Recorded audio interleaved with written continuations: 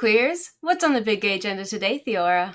Today we're back to continue our epic discussion of Pluto, the series, and today we will be concluding episode 4, which is the 33% done with the series mark. Woo! Officially, because math. We figured out the math. Well, Caitlin did. Yes. All right, but before we get into the episode, we finally have winners for our Pluto giveaway. Woo! Woohoo! Okay, wasn't super prepared for this, but Caitlin, would you like to announce who won what? Well, first of all, let's just thank everybody who participated. Yes, thank you, everyone.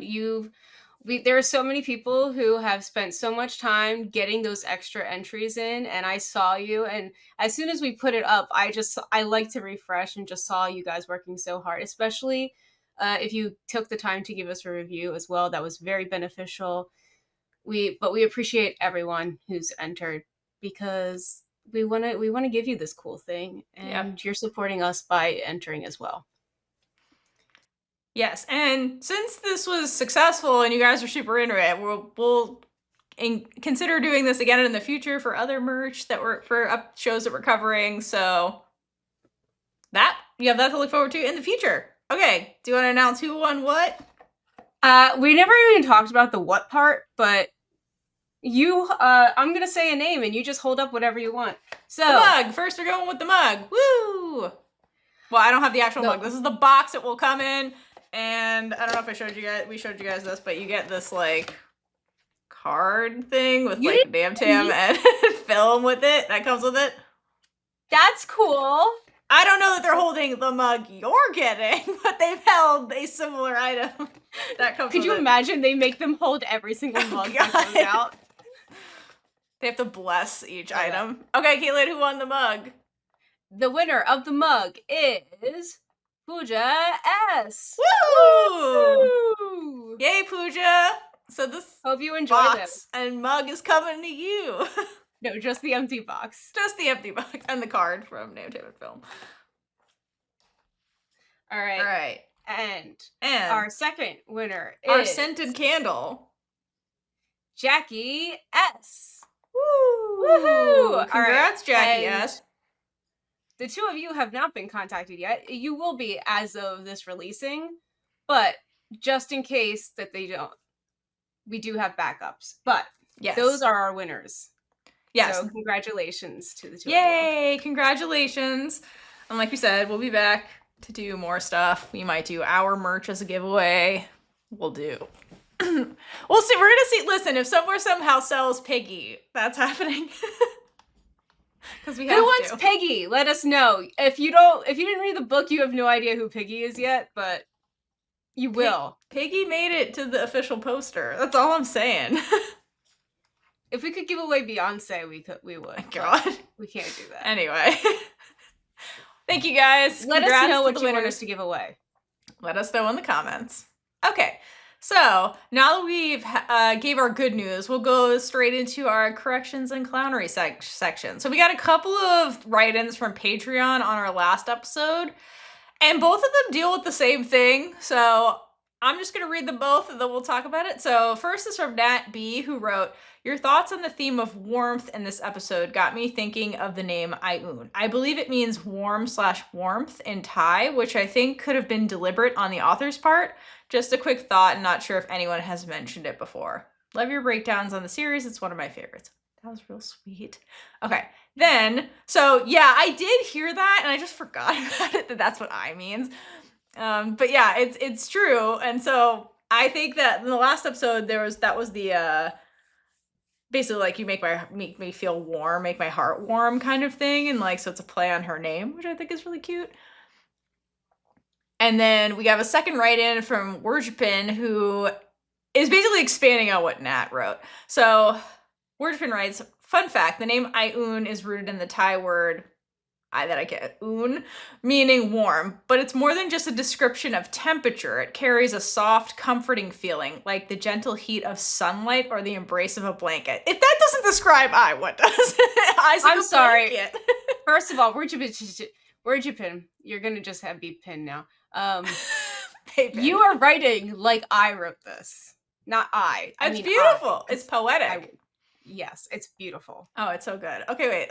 Wordsprint continues. So when May says, quote, "It makes my heart feel warm," end quote, you can see I sit up a little and ask her to repeat it. Not because she wanted to hear the words again, but because for the first time she hears her name coming from May's mouth, not Oom's. Oh shit, I didn't even catch that. Damn, that was, as soon as I saw that, I was like, oh shit. I'm so dumb for missing that. Language barriers, man. So yeah, that makes Officer say, what? You know who she does know who you are. That's the whole thing. Anyway. So Wordsprint continues. In that moment, I isn't just, I already said that. Yeah, in that moment, I isn't just hearing her name, she's understanding what it means to someone else, and maybe even to herself for the first time. By choosing the name Ioun, which can be loosely translated as the warmth I breathe, or a breath of warmth, her character becomes a symbol of quiet comfort, someone who doesn't shine loudly, but brings a calm, subtle warmth to the lives of others. Even when she feels invisible, May notices, and in that moment, I finally sees that she's warm too. God damn it, that was so fucking good.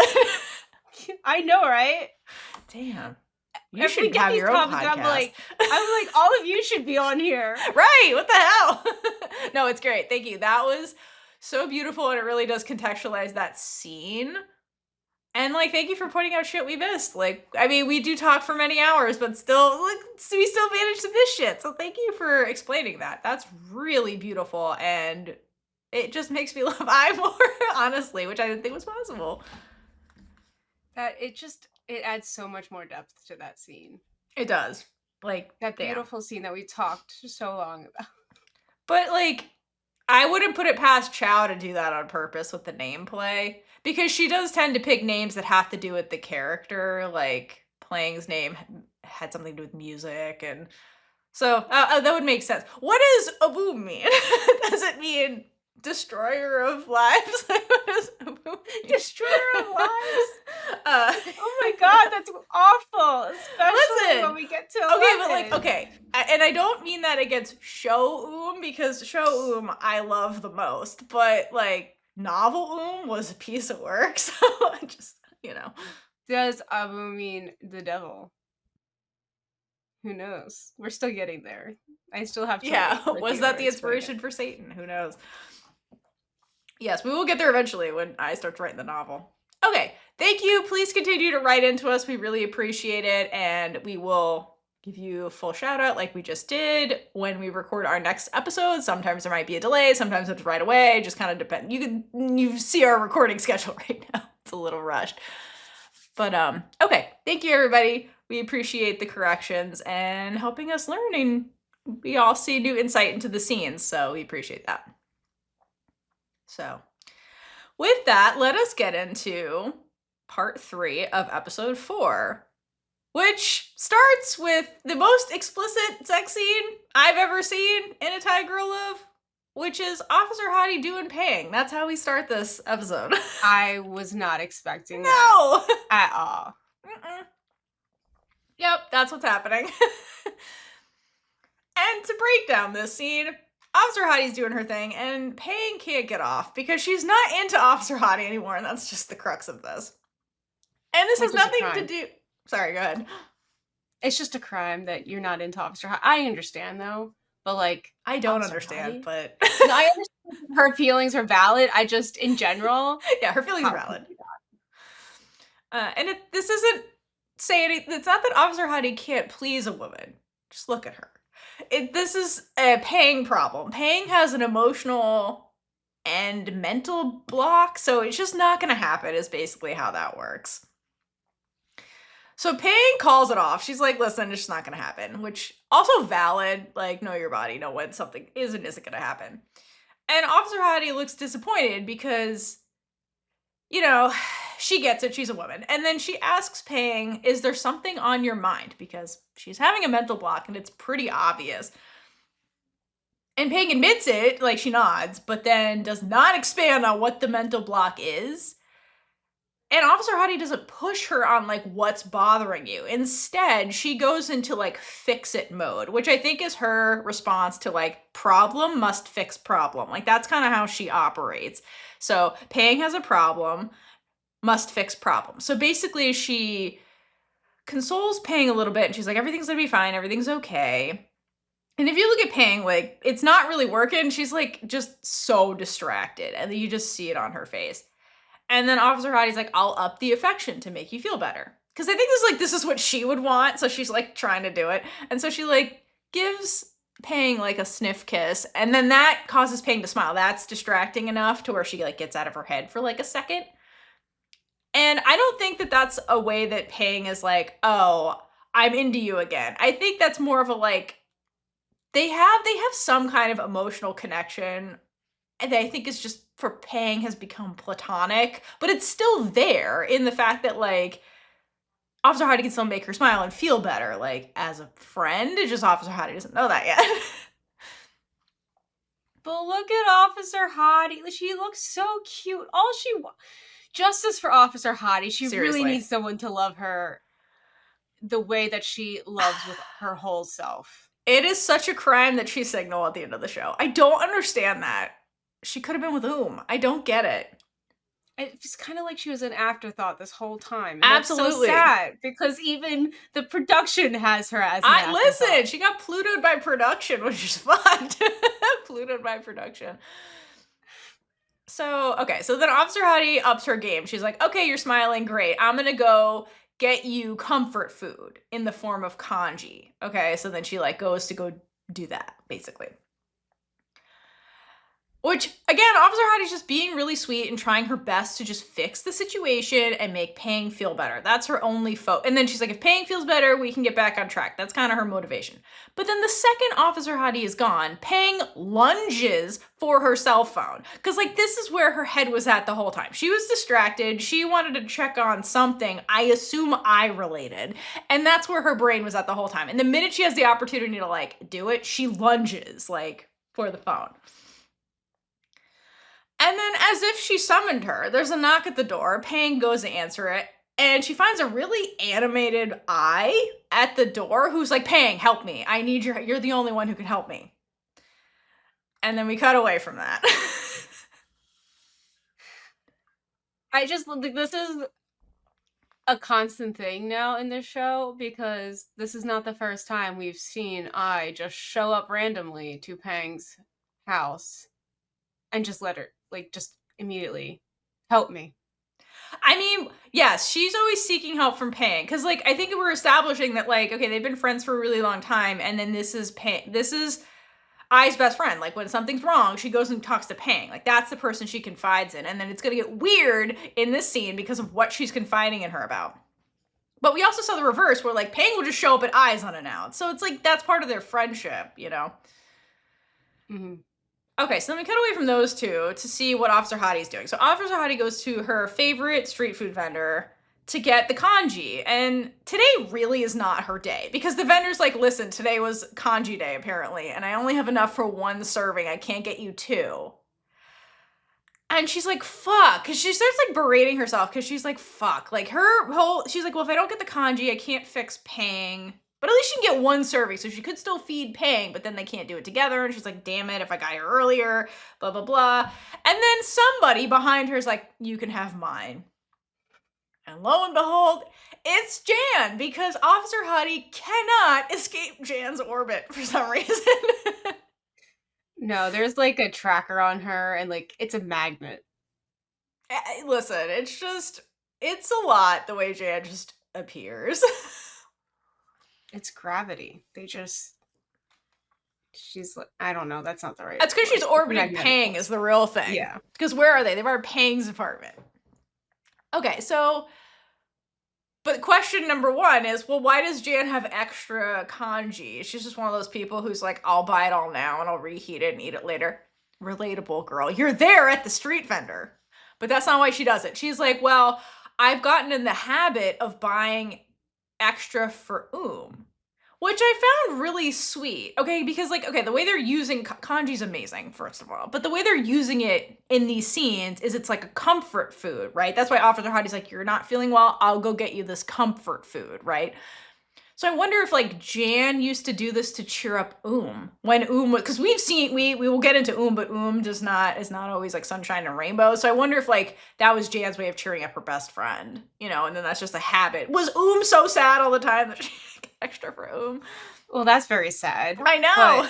The darkness of It shows like how true of a friend that Jan is, that she's still buying extra food for just out of habit.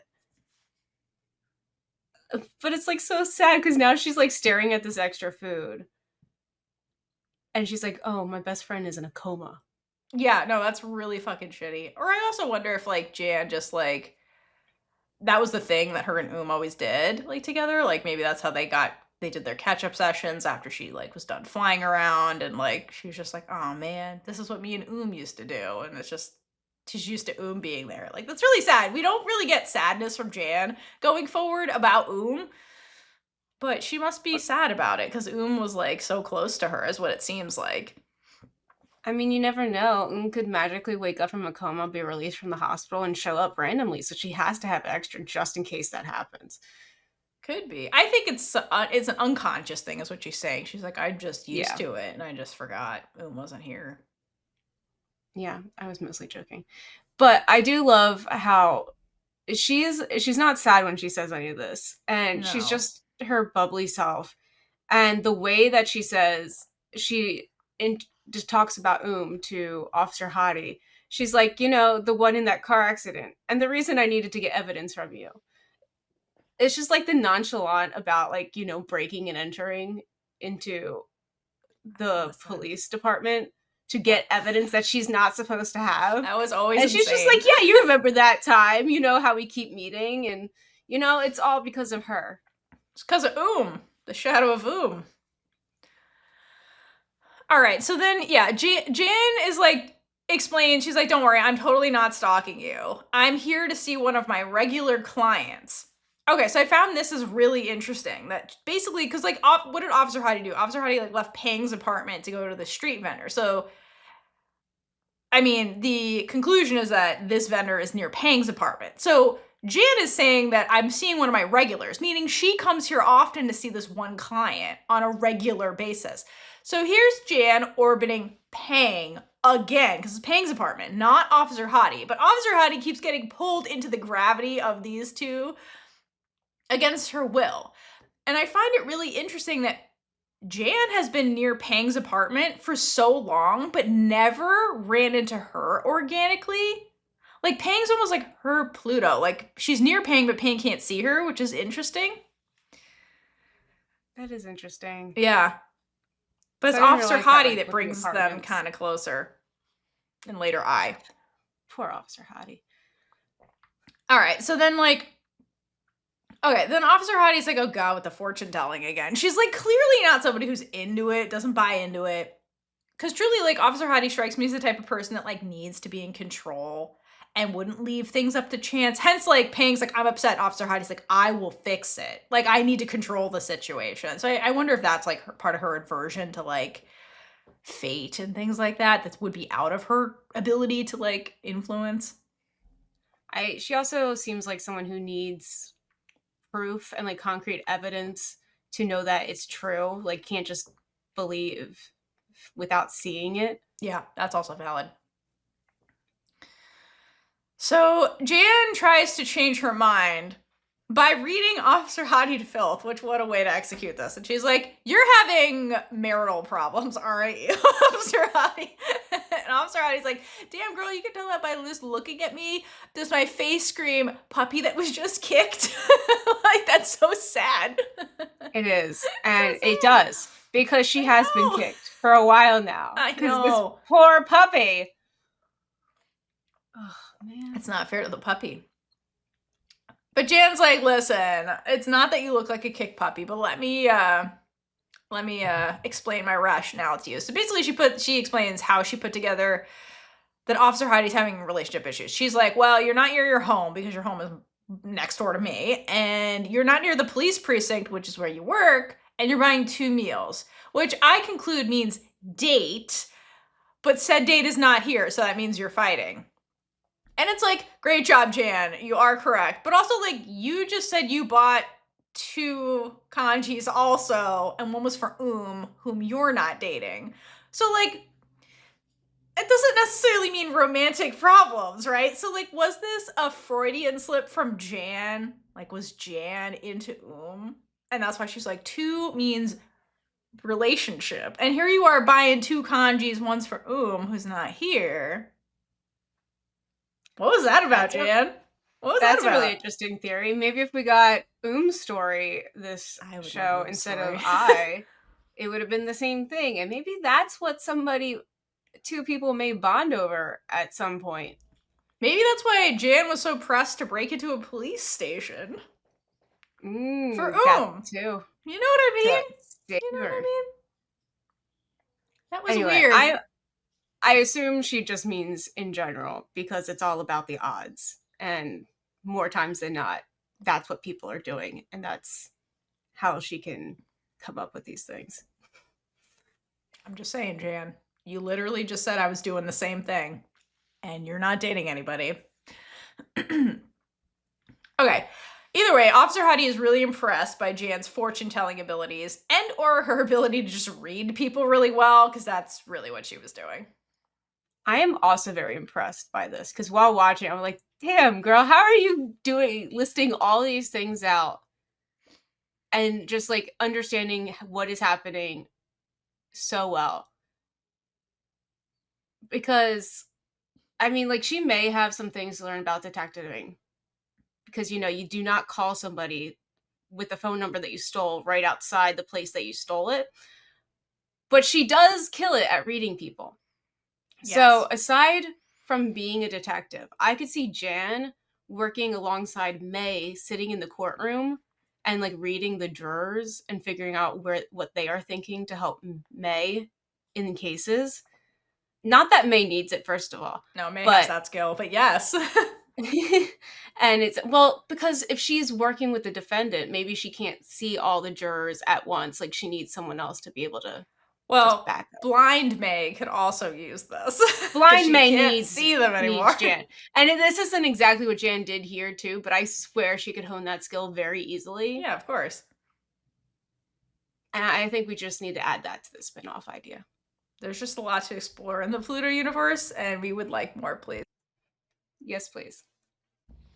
And thank you. Yes. So, okay, so at this point, things get interesting, because then Officer Hottie relents to Jan reading her fortune after Jan's demonstration.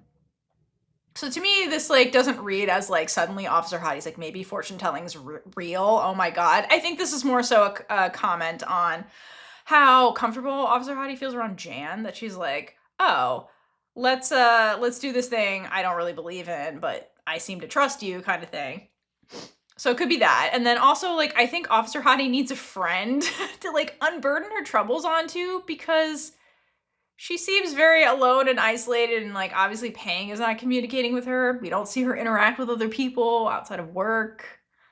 So I think by accepting this offer from Jan, it's Officer Hottie taking like a small step out of her own comfort zone, which is like, I don't know, hiding behind walls of rationality, evidence, all that kind of stuff, her denial over what's going on with Pang. So she's like taking a step into the unknown, which I think is interesting for her character, who doesn't like read that way. And I think it's more a comment on Jan and how much she trusts Jan to like kind of do that. And the fact that she trusts her after catching her trying to steal evidence multiple times. Yeah, I mean, it's ridiculous, man. But I think it's just like, Jan is so harmless. Like, look at her. She's just like this bubbly, kind person at the end of the day. And then she's like, told her, she's like, the reason I was doing all this crazy shit is for my friend, who obviously means so much to me, that I buy her food when she's not here. I think maybe Officer Hottie saw that and put that together and being like, okay, I understand. Because when they were at the precinct and her boss was like, stop, you know, meddling in this case. And Officer Hottie's like, well, I can't get over the sister, and the way the sister was so upset and she just wanted answers. I think she's seeing that in Jan, that Jan was like, had good intentions. And I think Officer Hottie's like, okay, like, you weren't just being fucking weird about this and didn't trust me to do my job. It was more so you're just really worried about And it's clear in this scene that like Jan really cares about So maybe she put that together too. All right. And then Jan took this concession from Officer Hottie as, oh, she's into me. So then Jan stares gaily at Officer Hottie. And Officer Hottie stares gaily back at Jan. Like, that is confirmed in this scene. So there's something happening here. I don't know what it is, but it seems gay to me. Proven gay until otherwise. Right. They're locked in a gay off right now. And then meanwhile, the food vendors in the background like, ma'am, your kanji's ready. Get your fucking food. Stop staring at her. Like, he has to say it multiple times before they're like, oh, whoops. All right, so then Officer Hottie tears her attention away from Jan long enough to get the food. And then she tries to give Jan money because why are you paying for me? This isn't our date. I'm trying to get this for paying. And Jan is like, okay, wait a minute. How about this, Captain? You know she's into the title. She's like, how about you pay me back when I read your fortune? So that will force you to take my business card this time. The way Jan didn't let the business card thing go. Her audacity. I just, I The master of that. It was great. And okay, so, and then Jan does not take, well, she concocts this way. She's like, how can I get her to actually take the fucking card? So she's like, okay, you'll have to pay me back at the time of my choosing. You'll have to use my business card to figure that out. And then she's like, just so there's no more chances, okay? She does not give Officer Hottie an opportunity to respond. Instead, she holds Officer Hottie's hand with one hand. And then with the other, she slips her business card in between Officer Hottie's fingers. Like, Jan is just the gayest when she does stuff. Like, she could have just handed it over. No, she's like, I'm gonna touch all of your hand and, like, give you my business card and make this more intimate than it needs to be. Just like the fall into her arms. Listen. She knows what she's doing. It works. Officer Hottie looks real impressed by this move. And, like, let's think about this for a second. When was the last time someone was this persistent to get her attention? Because being with Pang right now is like being in an attention desert. And, like, Jan is this oasis of affection that comes out of nowhere. And honestly, like, I was rooting for them because, like, Officer Hottie really deserves love. And somebody who tries to get her attention and tries to, like, make her happy. Because, like, Pang is not trying in the slightest. Like, not even trying to get her feelings back on track. No. Not that, like, she needs to, but she needs to figure her shit out. Yeah, which is valid. It is valid. Granted, we will get there with her. But seriously, Officer Hottie is constantly trying so hard. And everything that she's doing, like, you can tell, like, she wants that reciprocated. I mean, who wouldn't? And the fact that she receives nothing at all.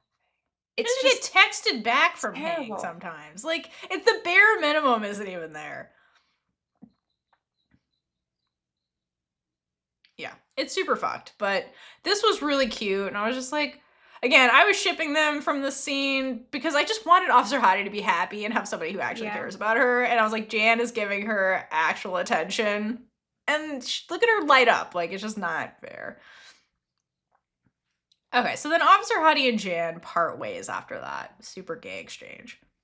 And we see Jan, like, afterwards, and she just looks so happy and just, like, victorious that she actually ended up giving her card to Officer Hottie. Like, finally, I got this pretty lady to take my number. I have won. She's been trying to get Officer Hottie to take her business card for a while, and it finally worked. So good job, Jan. You did it.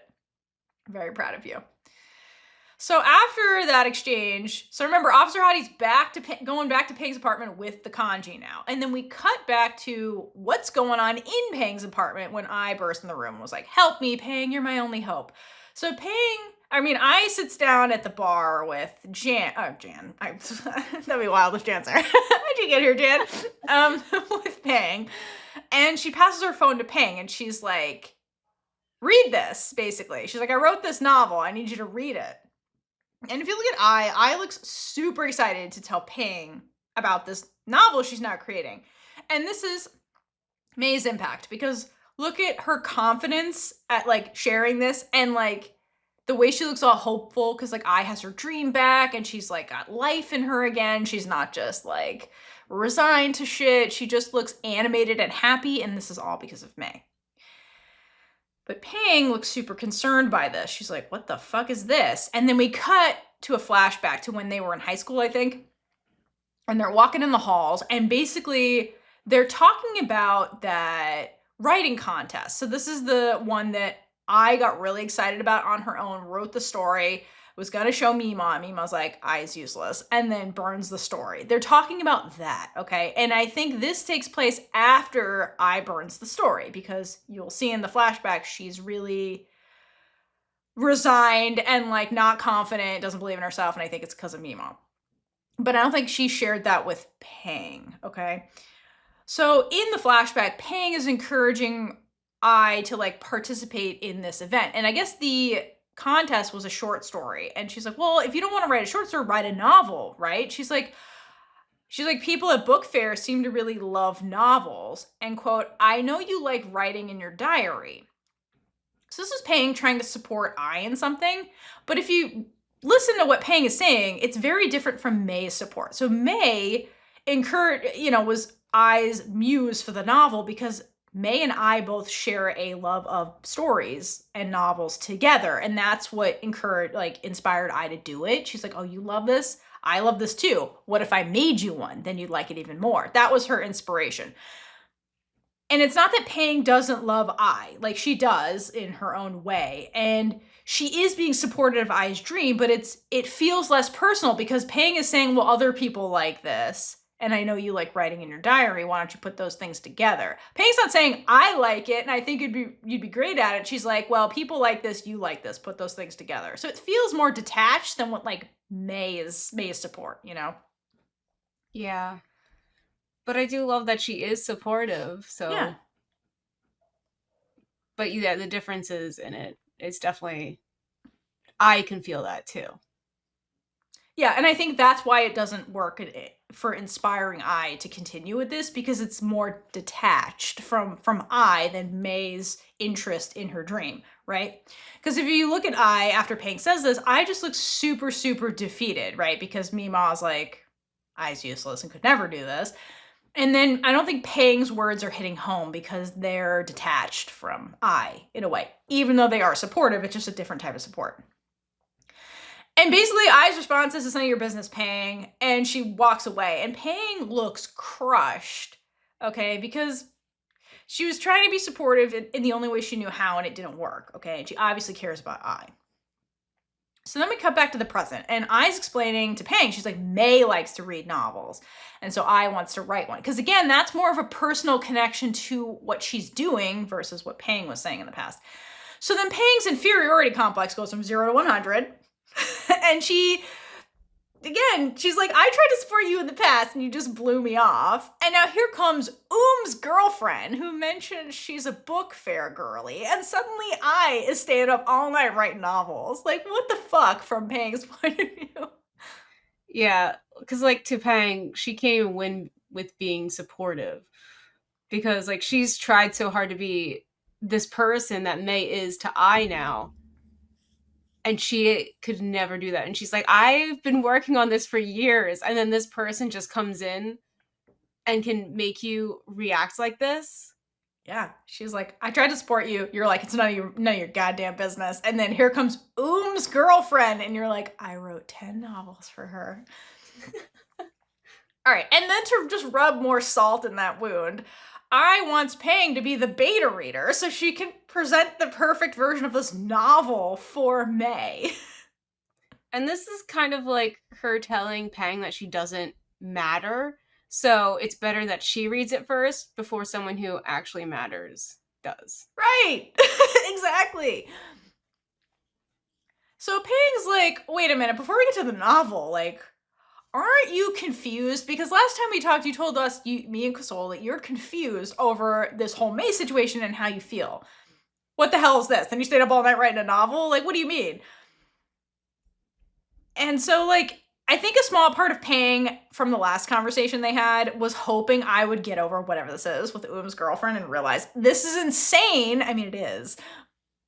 But basically, I says, well, I haven't sorted out my feelings because feelings are hard. I don't know what to do with them. Like, it's too soon for that. And then she says, in fact, quote, I have no idea why I like her. Okay. And this line comes from Chow. And I think this is one of the most insane things she did in the novel. And I just have to read you a piece of the novel because, like, I don't get this. Because we've sat here and talked at length about why I and May like each other. But according to Chow, they don't know. So, okay, this is the end of the novel. Okay, spoiler. This is after May. This is after, yes, this is after May knows who I is. And they're sitting here talking about their feelings and where they go from here. And May asks, why do you love me, I? And I says, I don't know. I look at the sweet-faced woman and ask her back, why do you love me, May? And May responds, She said, I don't know. Yes. Okay, so why do you love me, I? May asks. I responds, I don't know. I's inner monologue. I look at the sweet-faced woman and ask her back, why do you love me, May? And May responds, I don't know. We go quiet again. This is I's inner monologue. And I think that May has the same belief as me. There's no reason when it comes to love. If there were, it wouldn't be love. It keeps going. Hold on. This is I. We love each other, but we don't know that much about each other. Will there be more surprises?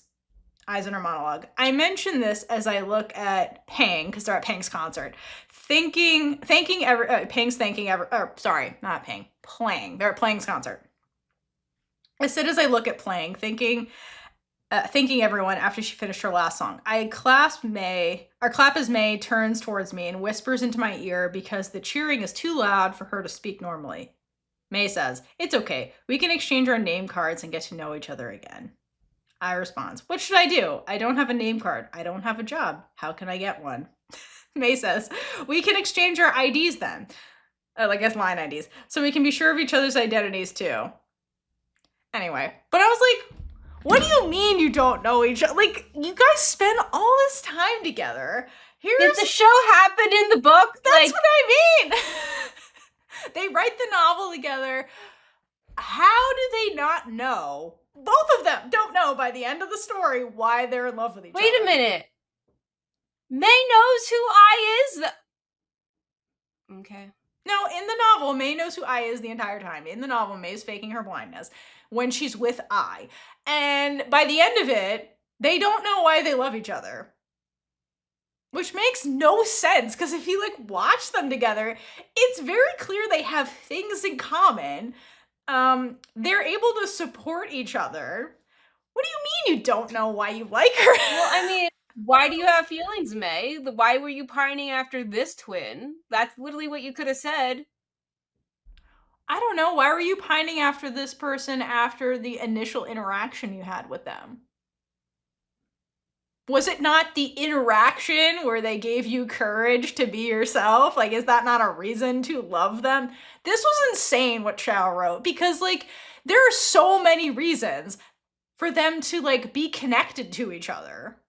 It's not irrational. It's actually, there's a very rational explanation for why I specifically and May specifically connect, where and May did not connect. You could see it in the show where is May's Pang, where it's not that she doesn't love May, it's not that she's not being supportive, it's just they don't connect the way I and May connect, because I and May have more things in common with each other. This was insane. I'm so mad at this from the novel. I thought this was insane. I want to see your reaction to it the first time you read it. I was just what the fuck am I reading? I mean, to be fair, the novel is very different, but the way GMMTV is outlining this shit. So this is I don't know why I like her. This comes from Chow. And I think at this stage in the story, coming from I, who's having her first love ever, and this is all brand new, this kind of makes sense for her to be I don't really understand this, because she doesn't understand the feelings because she's never been in this position before. That makes sense. To get to the end of the story and then be I don't know why I like you. That's crazy. That's crazy. That is crazy. That's crazy. So and the fact that they have to do the we'll have to get to know each other thing. For May to not know why she liked I is insane. Why did you like Aina Why didn't you like Like, it's insane. This was insane to me. Anyway, Valid. I had to rant about that because I'll never be over it. I thought it was fucking weird. But I'm pretty sure that line, if it made sense, it wouldn't be love. I'm pretty sure they used that in Blank when Little Nun was reading Pluto. Yeah. But again, their love also made sense if you looked at it. Anyway, we spent many hours talking about that. Check out our Blank episodes. Many. All right, so let's get back to this. So I is basically at the point where she wants to, the other thing she conveys to Pang is that she's at the point where she's like, I want to do things that bring me joy and do what's best for me. Is that so wrong? And by that, she means she wants to do write novels. So that's what's making her happy. So like, she's like, is it so wrong for me to do this? Fuck my sister. And the fact that my sister's involved with this makes me happy. It makes her happy. Why can't I indulge in this? Which, like, we've seen I struggle with that to like do what, accept her feelings and what she's having when she's having them and just act on her own feelings because there's all this shit going on with But here's I being like, fuck it. I've jumped off the deep end. I'm just going to jump fully off the deep end and do what's best for me for once and not worry about other people because I very consistently puts other people before herself. So she's telling Pang, I'm putting me first for once, which is huge. And she's saying it out loud, which is also huge. And while she says this, Pang is browsing through the novel on the phone. And she stops for a second to process what I just said. And what Pang hears is, I'm choosing May over you. That's what Pang hears. So Pang's like, fuck this, shut him out. And she gives I the phone back. And she's like, I'm not reading this. This isn't for me. This is weird. I'm not doing this. And I's like, wait, it's just a small favor I'm asking you to do. I don't understand. You're my best friend. That's why I'm here. Why won't you do this? Like you said, like that this is the first time she's choosing herself over other people. Mm-hmm. It sucks that this is the time that she's choosing to do that. And now that she's hurting her best friend in the process. Because it's just going to make her, like, reconsider choosing herself in the future. And it's sad that the first time she does this, like, it's an issue. Yeah, but if you, like, watch the rest of the scene, like, I does not seem concerned about Pang's feelings. Oh, no. Well, yeah, we will get to... Yeah. Which, this is I jumping off the deep end, right? And being like, I'm more important in this situation. And she fully sticks to that, even when Pang starts getting upset, right? Because 1.0 would have been like, okay, sorry, Pang, I'm hurting you. I's like, no, my happiness is more important. Sorry, not sorry, basically. And at this point, Pang is really at her breaking point with all of this, and she finally tells I all of her pent-up feelings for like a decade. And she boils it down to this sentence, which is, if you're gonna like girls, why can't it be me? And please, at this stage, if you've ever been personally victimized by this line, please raise your hand or leave it in the comments because this line is so real. It's so real, okay? So this is something I have to thank Chow for because this whole thing with Pang, this plot line, the way this is handled, this comes from Chow. So there are some insanities and some really good things in the novel, and this was a good thing because it's really, really relatable the way Pang feels about I.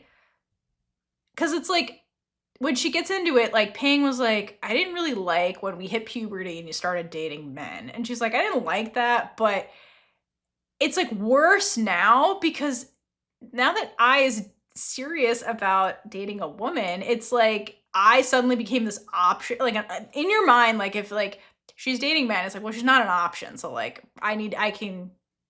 it's never going to happen with me because you're not into women. But then it's like, oh no, I'm into women too. And then she's like, fuck, well, what the hell? I've been here and queer this whole fucking time. What the hell, basically. So it's like, Pang's like, why couldn't it have been me? I was here the whole time. Like, she's upset about that.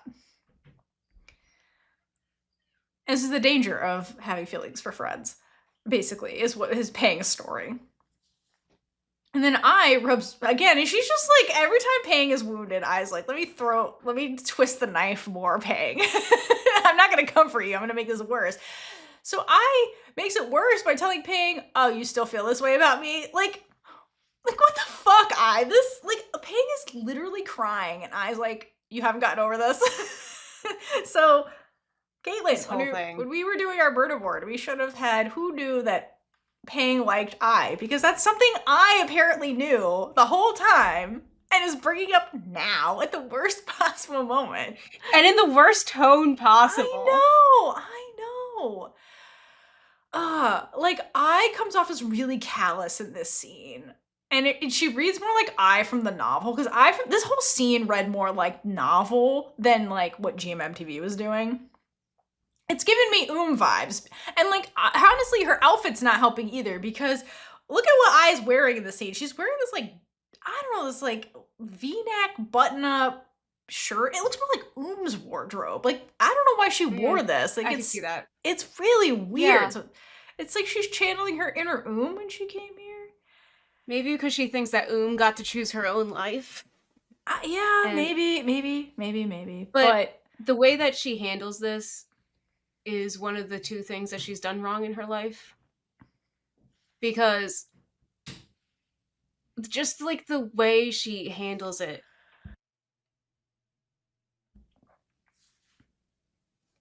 Because she's saying things like this when she knows the history and of Pang's feelings.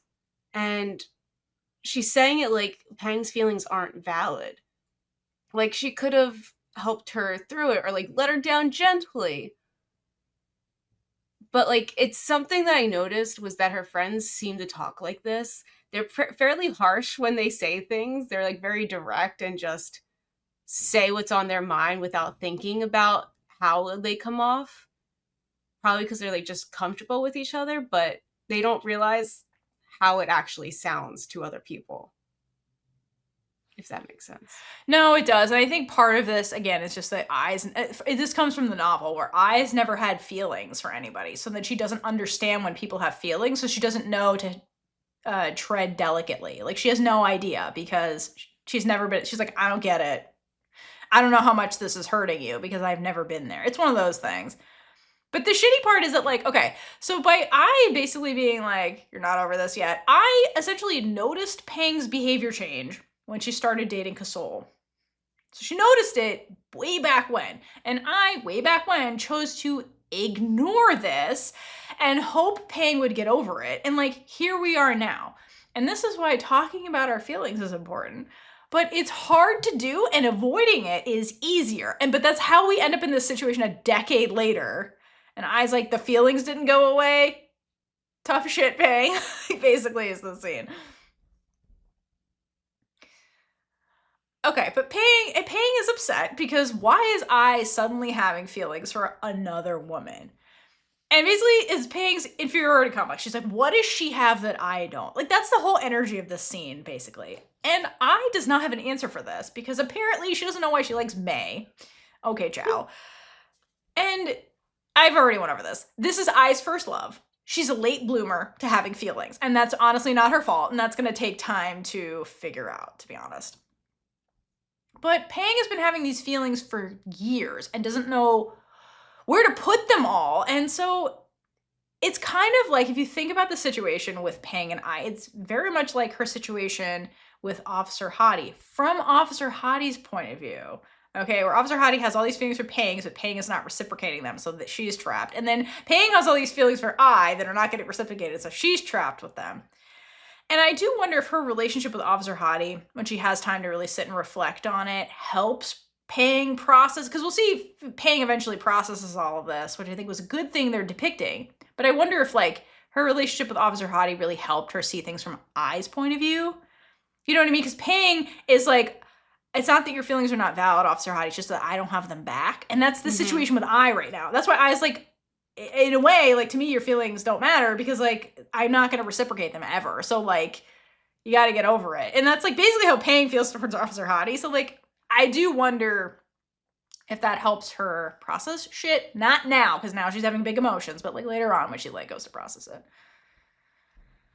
Yeah, that's a good point, because she really can connect with her again on this. Yeah, because Pang really has to sit down and be like, what the hell am I doing?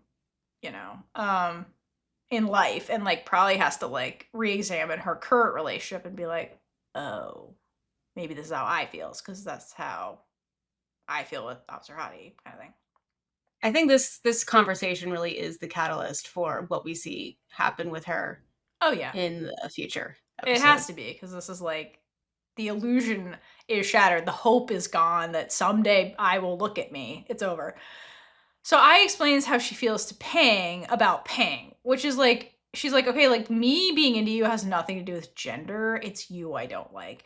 And like, this is literally what Pang was saying earlier. And that's why it hurts Pang more. It's not that like, you'll never look at me because you're not into women. It's like, you'll never look at me because you're flat out rejecting me, basically, as a person, which like hurts more. And that's why like Pang had the hope in the back of her mind. And she's like, fuck, you just don't like me. And you can call I a coward for like, you know, skirting around this years ago and like pretending it doesn't exist. But like, to be fair, this conversation with her best friend was never going to be easy. And that's, I think, why she avoided it and was like, maybe it'll go away, I hope. But, and while this is like hard to hear, this whole conversation, and it's a hard conversation to have, I needed to say all of this, and Pang needed to hear it so that Pang can move on and heal, because clearly she hasn't. Oh, and also, as I mentioned, Pang has a girlfriend she fucking totally forgot about yet again. She's stringing along, you Of know. course. So then after this failure of beta reading, I was like, this was a mistake. I should never have come here. Because honestly, May should be the first person to read this novel since she was the muse for it. And that's true. Honestly, like, May was the inspiration. But I think truly she came here to see Pang for the same reason that Jan bought the second kanji, because Pang is her best friend. And I think that this is the person she normally goes to tell things to when she has big news. Like, we saw her at the very beginning of the show. She was like, what the fuck? Oom's dating a woman. What is this? She goes to talk to Pang. And I think that's why she really came here. Like, yeah, you could, I said earlier that like, oh, she needs a beta reader. But really, I think it was just like the reflex of like, this is who I talk to. And then she's like, now she's got somebody else in her life that she can talk to, and May understands this part of her better. So she's like, really, I should have went to May. This was a mistake. And it's like I choosing May over Pang again in front of Pang, which like, again, twisting the knife. It hurts because it's just hurting Pang the way that she Yes. says it even more. Yeah, this was the Pang is devastated episode. And then, okay, so then I was like, fuck this shit, I'm out. And she leaves to go see May. And as I is walking away down the hallway, we like pan into the stairwell where Officer Hottie is bawling her eyes out because, of course, the cop installed security cameras into her girlfriend's apartment so she can see what the hell's going on inside. And just eyes twisting another knife, and somebody shouldn't even know she stabbed. I have some questions about this, though. One, does Pang know about these cameras? I hope she does. I would imagine so, but again, Officer Hottie's not a thought in her mind. Yeah, but then when Hottie, like, did Hottie get an alert that a stranger was in the house? Like, why is she watching these cameras right now? Like, did she come back over here that I's there? Because I feel like if she heard Pang crying, she would go in and be like, what's going on? Or did she hear, was it like Pang saying, I've always had feelings for you? I wonder if it's like she might have alerts on the camera and then saw like voices in the kitchen and was like, what's Pang doing? Or because she's nosy, and then, or it's like, who knows how thin or thick those walls are, and like Pang was not quiet, like they were arguing. So I wonder if she heard another voice and was like, what the fuck is going on? And then was like, oh, I and Pang, and she listened to it, was like, oh fuck. How much of the conversation did Officer Hottie hear? That's what I want to know. Like, how far away is the street vendor? Is the street vendor like literally outside the apartment? Did she have to like walk a bit? We don't know how much this conversation Officer Hottie heard, but we do know it wasn't good because she's crying. Because at minimum, she heard Pang being like, why can't it be I still have feelings for you, all this shit. Probably heard that part. Because now Officer Hottie knows why Pang has been acting so distant and why their sexcapades did not work out at the beginning of the day. And what I thought was interesting is if you notice, Officer Hottie doesn't go confront I. Like, she doesn't go and try to, like, attack I. Because, like, you know, I kind of caused this, right? She doesn't do any of that. Officer Hottie just watches Pang crying alone in the apartment, and she starts crying too. So, because this is something, like, Officer Hottie really she can't fix I, right? So, like, what she does, I think, is she's, like, internalizing this moment as her failure to make Pang love her more than I. Like, she takes this as I failed, not I walked in and stole my girlfriend. She's like, oh man, I failed, which is so fucking sad. Justice for Officer Hottie. Yeah. All right. Well, with that brings us to our shout outs for our Chaos Crew over on Patreon. Woo! Woo!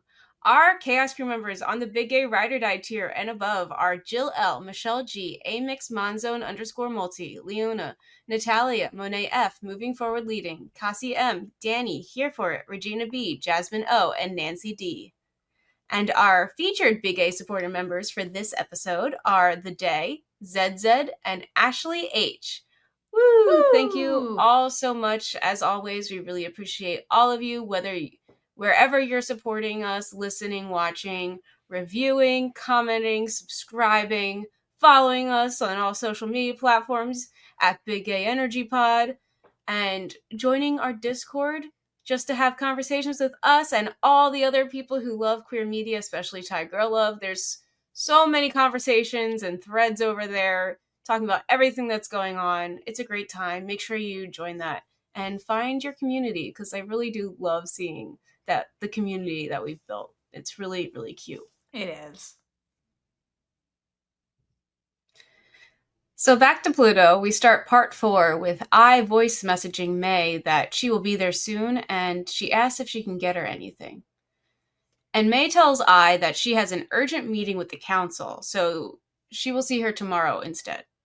Which is devastating to hear. When you're so excited to see someone, you're like, what do you mean I can't see you? So I changes her order to 2 blood pudding soups instead of 3, and then voice messages May back somberly, saying that she can't wait to see her tomorrow. Don't worry, the sun will come out tomorrow. It is really cute how excited I is already. And we'll get, like, the Little Prince line later when she's like, when we have a meeting together at 4, I'm excited by 3. Like, that's what I's doing right now. Mm-hmm. But my question is, like, who is the second blood pudding for? Because she's, like, ordering 3, and then May, she's like, you don't want any, May? Make it 2. Who's the second one for? Is I eating both? Or is, like, one for Mima? Like, who is this for? I also wondered this while watching, because what? Yeah, is it for the maid? And she's like, here you go, like, May's maid. She, like, brings her food. My first thought was, like, maybe, like, the offering for the shrine or whatever, but Mima makes that, so... Yeah, and usually I does that first thing in the morning. This is, like, but afternoon. You know what? Maybe this is one of I's favorite foods, and I just wants more. So yeah, there's nothing wrong with that. Everybody out here buying food for their significant others. I's like, I'll take 2 for me. Maybe it is the shrine. That's true, but yeah, I doesn't specify, so I was just wondering, like, who is she buying? Who's she buying 2 for? Anyway. Totally valid if it's for you. I get it. Yeah, no, I'm not judging. It's just, it's never explained. So we cut to May and see her slowly close her phone and place it down on the table. And the way that this shot, like the way that this is shot, makes it look like she's just this evil mastermind. I mean, she is a mastermind. She's not necessarily evil. She's not evil. That's her father. Yes. But it looks like she's an evil mastermind who just had, like, her plan placed, like, just put into place. And she's like checkmate. Yeah. Yeah. She's, like, putting down the last pawn or whatever. Okay. And while she's doing this, we get a close-up of May's hands. And as a lesbian, I need to comment on May's nails. Because, girl, you out here wooing I, and you were wooing What is with these nails, girl? They are long. You need to trim that shit. What are you doing? It's not, this is not her first rodeo. Like, girl, what are you doing? You're gonna hurt someone. Well, she has been with this whole time. which of a relationship we still have no idea. Of which they've never shared a bed together, allegedly. So yeah, maybe May's like, well, I've never had the opportunity, but I'm just saying, you gotta get your shit together. Don't hurt I. Never hurt Never I. hurt I. That's the ultimate crime. Anyway. It is. So Tan asks, we find out that it's Tan that she's actually meeting with. And Can Tan we, hold on, wait. Can we talk about the fact that she's like, I have a meeting with the council, and it's just him? What was that line? It's just Tan. He's the council. Because he is her counsel. Like, she doesn't have many people in her life, but yes, that is hilarious. It sounds like a committee. It's just one person. I love that. Anyway. Well, there probably is a council that she's lying about. Probably, but the council is just Tan. I just love that. And the council asks if she is sure that it was ex who hurt her. To which she says that she isn't, which is why she needs his help to look into it. Because she doesn't want theories. She needs evidence. Because she is a lawyer. She needs the evidence. Yeah, and honestly, this scene puts into context why May was acting so distant towards I after the run-in with Kasul, because she wasn't expecting any of this shit, okay? Like, she's so shaken by this development. Like, just, like, look at her face when she's like, I need evidence. Because if the question is, like, was this ex? We don't know if this was or I's ex, first of all. So, like, which twin was this? And if one of the twins knows her attacker and or dated him, like, that's a huge betrayal to May. Like, because this is the person that blinded her. Like, has the person that she's supposed to be in love with been in on her being blind this entire time? Right. That throws a wrench in everything for May. This is new evidence. It's like putting her in a spiral. And she's like, I need to know the specifics of, like, who this person was involved with. Did he know about me? Like, that's the thing. Like, was this personal, you know? Because, like, her and were not doing well at the end. So, like, no, and was definitely making questionable choices. Right. So, like, May was not expecting any of this. I think that's why she's like, we need to figure out what the fuck happened here, because this could be really bad on multiple fronts. I just need to know what happened. Yeah, and Tan asks her what she's going to do if it is him. We don't get an answer to that. Instead, we just flash back to 2023, to Ben's trial. And May is in her lawyer mode, questioning the sole witness of the accident. So, as we know that there are multiple witnesses to this accident, but I'm assuming because the others fled the scene, they didn't want to come forward and actually say they witnessed it, because that would tell them that they were also there doing something they shouldn't have been. Yeah, so that would be I, Pang, and Kasul were all there, but for some reason they don't get questioned. And the sole witness, it is. Unless May cherry-picked witnesses. Or something. Yeah, but, like, they're saying it's the sole witness, so, like, they don't know about the others. Which seems weird. Yeah. Did they not go to the hospital to see what happened to Ben? Like, they seemed worried about Ben. I think I said that, like, they all separated ways. Like, they didn't... I'm wondering if that's why, like, they didn't see him for a while. Yeah, but still, like, wouldn't the police, like, inquire? Yeah, I don't know. Especially because later we talk about camera footage, and I don't fully know how we got away with this. I wonder if May concocted some of this shit. I don't know. To be like, look, there's one witness. Like, omitted stuff. Who knows? But it is weird. But, like, okay. So I feel like the other side would have had, like, the same things if it's... Who knows? I don't know how this works in Thailand. Either. Who knows? Anyway, the witness testified that... I forgot his name at this Batman. time, so his name is Batman. Batman. He does not deserve the name Batman. No.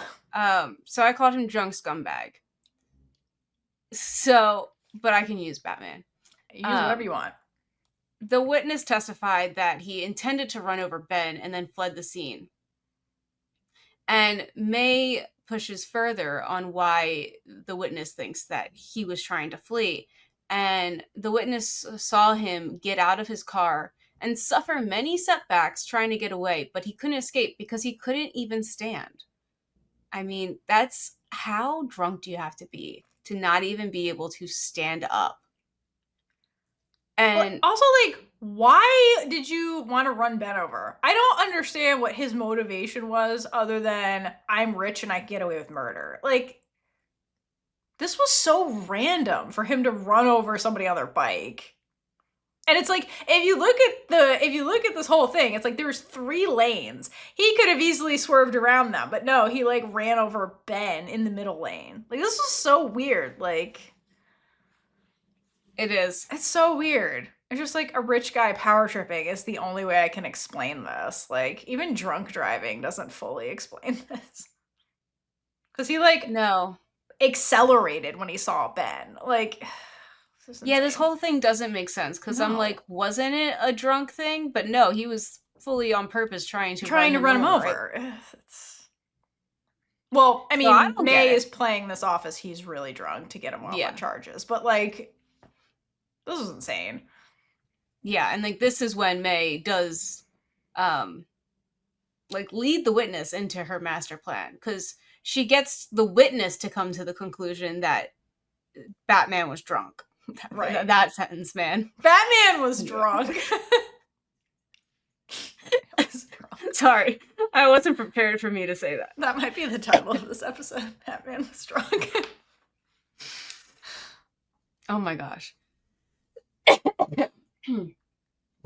Drunk Batman.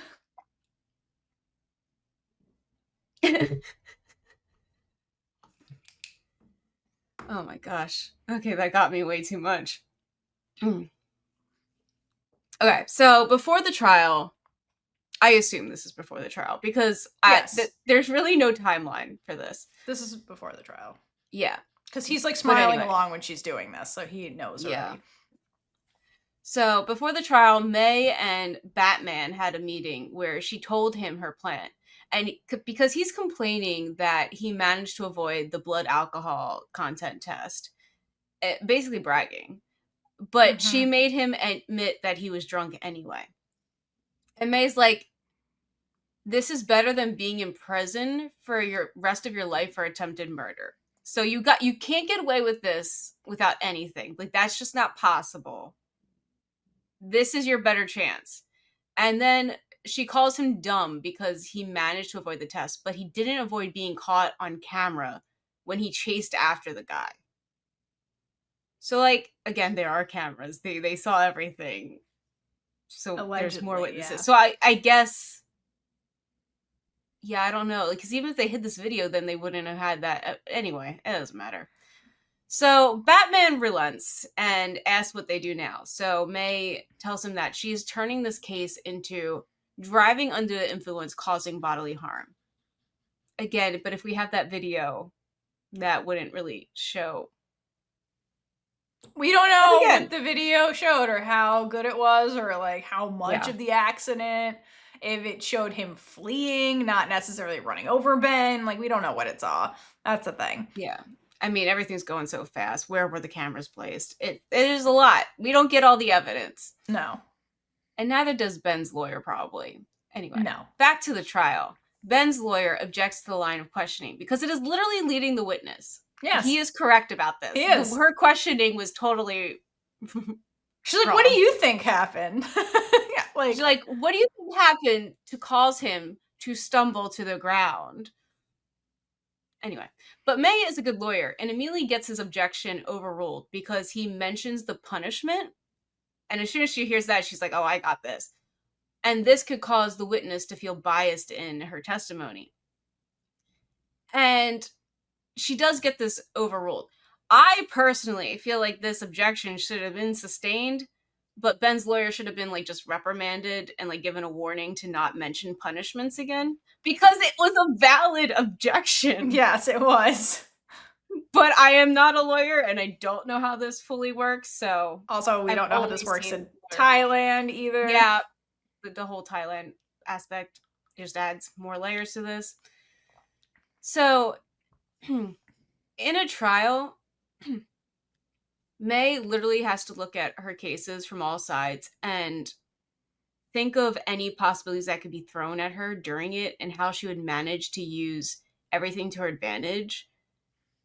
And I was just thinking about this because, like, it's no surprise that she brings these tactics into her everyday life, which is like we see how she is handling this whole thing with I. Like, she's always one step ahead, thinking of, like, oh, if she does this, I can do this.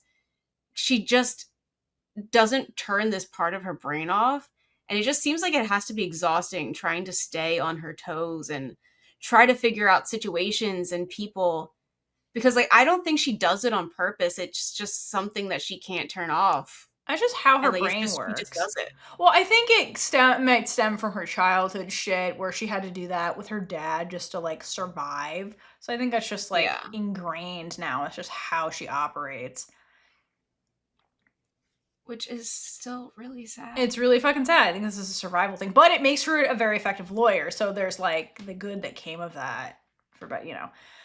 Okay, and then I found one line during the trial really, really illuminating, which is where May says, "We shouldn't introduce anything that might cloud the truth from the witness, should we?"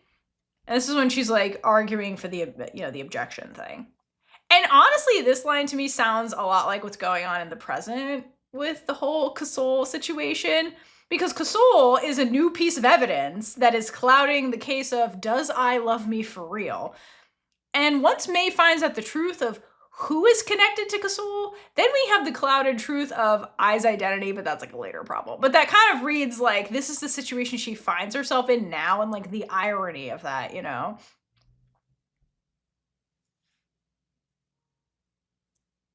Yeah. I mean, there's a reason why we have these flashbacks and these specific lines. So it makes a lot of sense. Yeah. So back in the flashback land, May continues her line of questioning to get the witness to give the testimony that she wants, because she's really good at leading the witness without being told not to. It's ridiculous. And again, she leads the witness to say that she smelled alcohol on Batman's breath. How close was this Batman. witness? Yes, that's How my close was question. this How fucking close witness? that she could smell that? Like, Right. and or how drunk was Batman? Even so, like, she must have been like Yeah, like, meters what is she away. You know what I mean? Like, she had to have been real close to him, and like it For almost someone reads trying to like flee too? it almost reads like he fled the scene, ended up somewhere else, and then like maybe he went to a gas station or some shit, and then like she happened to be there and saw him racing and then stopped. He had to have stopped somewhere. Unless he was like stopping to get Ben, but like where was this woman? And she's like walking down that road. Like, Yeah, it's maybe weird. And then did she go out to see what's going on with Ben, and then he tried to get in the car and leave, and she was with Ben and like maybe like called the ambulance and like. Was she not even a witness? And she's just I mean, if there's these things. cameras, allegedly she's caught on camera. And maybe when I and Kasol peeled off, like they weren't caught on whatever section of this camera was, so that's why they didn't see them, but they saw this pedestrian who then like maybe ran out to Ben when he got hit, and then Batman stopped, and like maybe that's how she would have gotten close enough, because he would have checked on his body and like tried to leave. But it implies they were close enough for her to smell that. Yeah. And it had to have been plausible on camera. She can't be like a mile away and like the alcohol. Yeah. You know what I mean? Or someone's really not doing their job. Or that. Yeah. May's really doing hers though, let's be honest. She's doing her job. And Ben's lawyer knows that. Because we jump to Ben's lawyer confronting May. At the end of the trial. Yeah. And he asks her if she's aware of what she's doing. And I'm assuming that he means helping a terrible person evade the law. He does. Because, yeah. He does mean that. And she tells him that she's always aware of what she is doing. And this says a lot, because she's talking about every moment of her life because Yes. she's always on her game. And this is when the lawyer responds that she's a very competent attorney. And I feel like this is probably the highest praise that he gives out, first of all. But he is also acknowledging that she has these mad skills, but they both still know that she's helping a terrible person. Like, she's really good at her job, but this is not a good situation to put these skills to use. No. And May's face is stone while she is talking to him, but as soon as he walks away, you just see her walls crumble and her face, like, it, you could see that it pains her to have to do this. But she does have her reasons, which we find out that if she wins her case, her father will leave her and alone.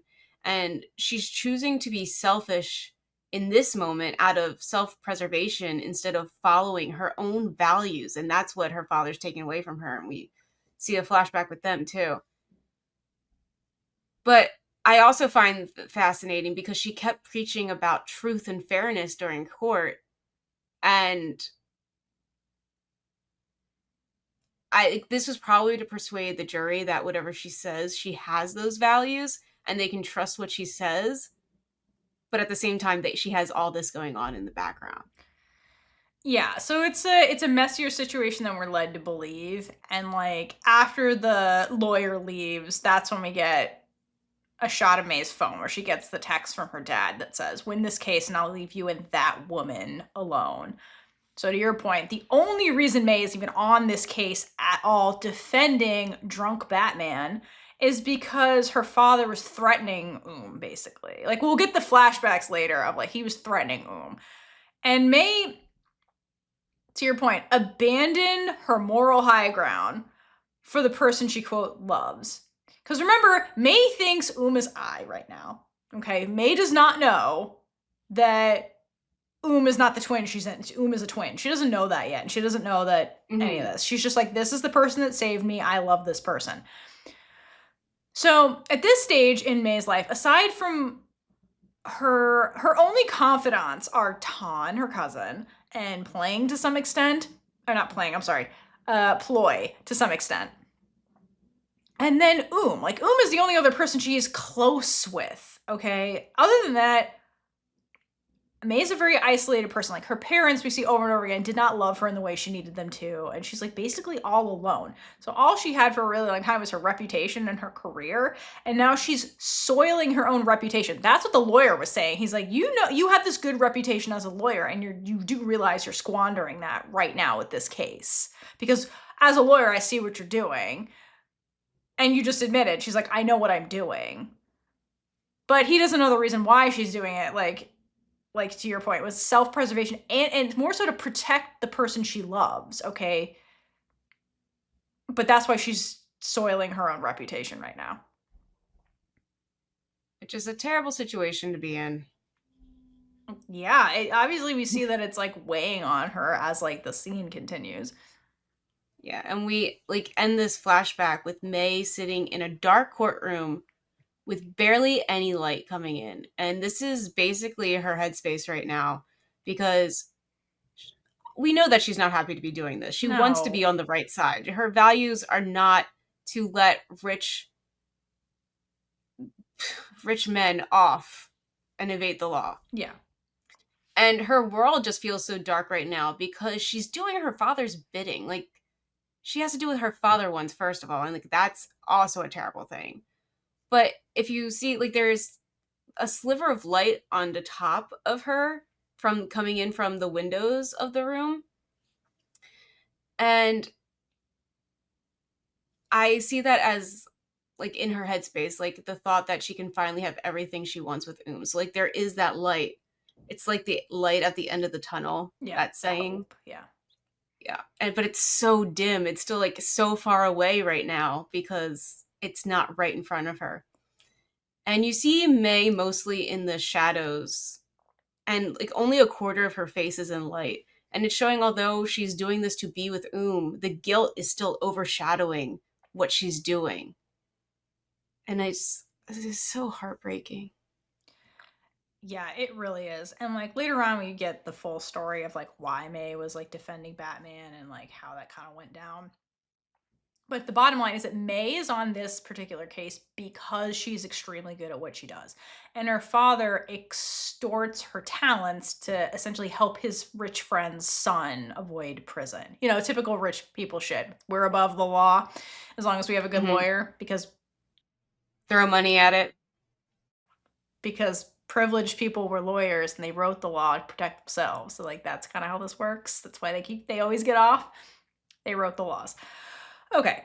So like you said, we know May does not want to defend this deplorable rich boy. But despite that, it's evident throughout this trial that May enjoys being good at her job. Okay. So like throughout the trial and in the flashbacks with Batman, when she's counseling him, we see her confident and triumphant smiles throughout. Okay, first when she's like concocting the drunk excuse plan with her client, like you just see that like confidence wafting off of her, and she takes joy in being good at this. And then later when she successfully leads the witness, we get this really cool shot that's like this like angled from above May, where May looks even bigger than she is, and she's got that like really smug gotcha smile.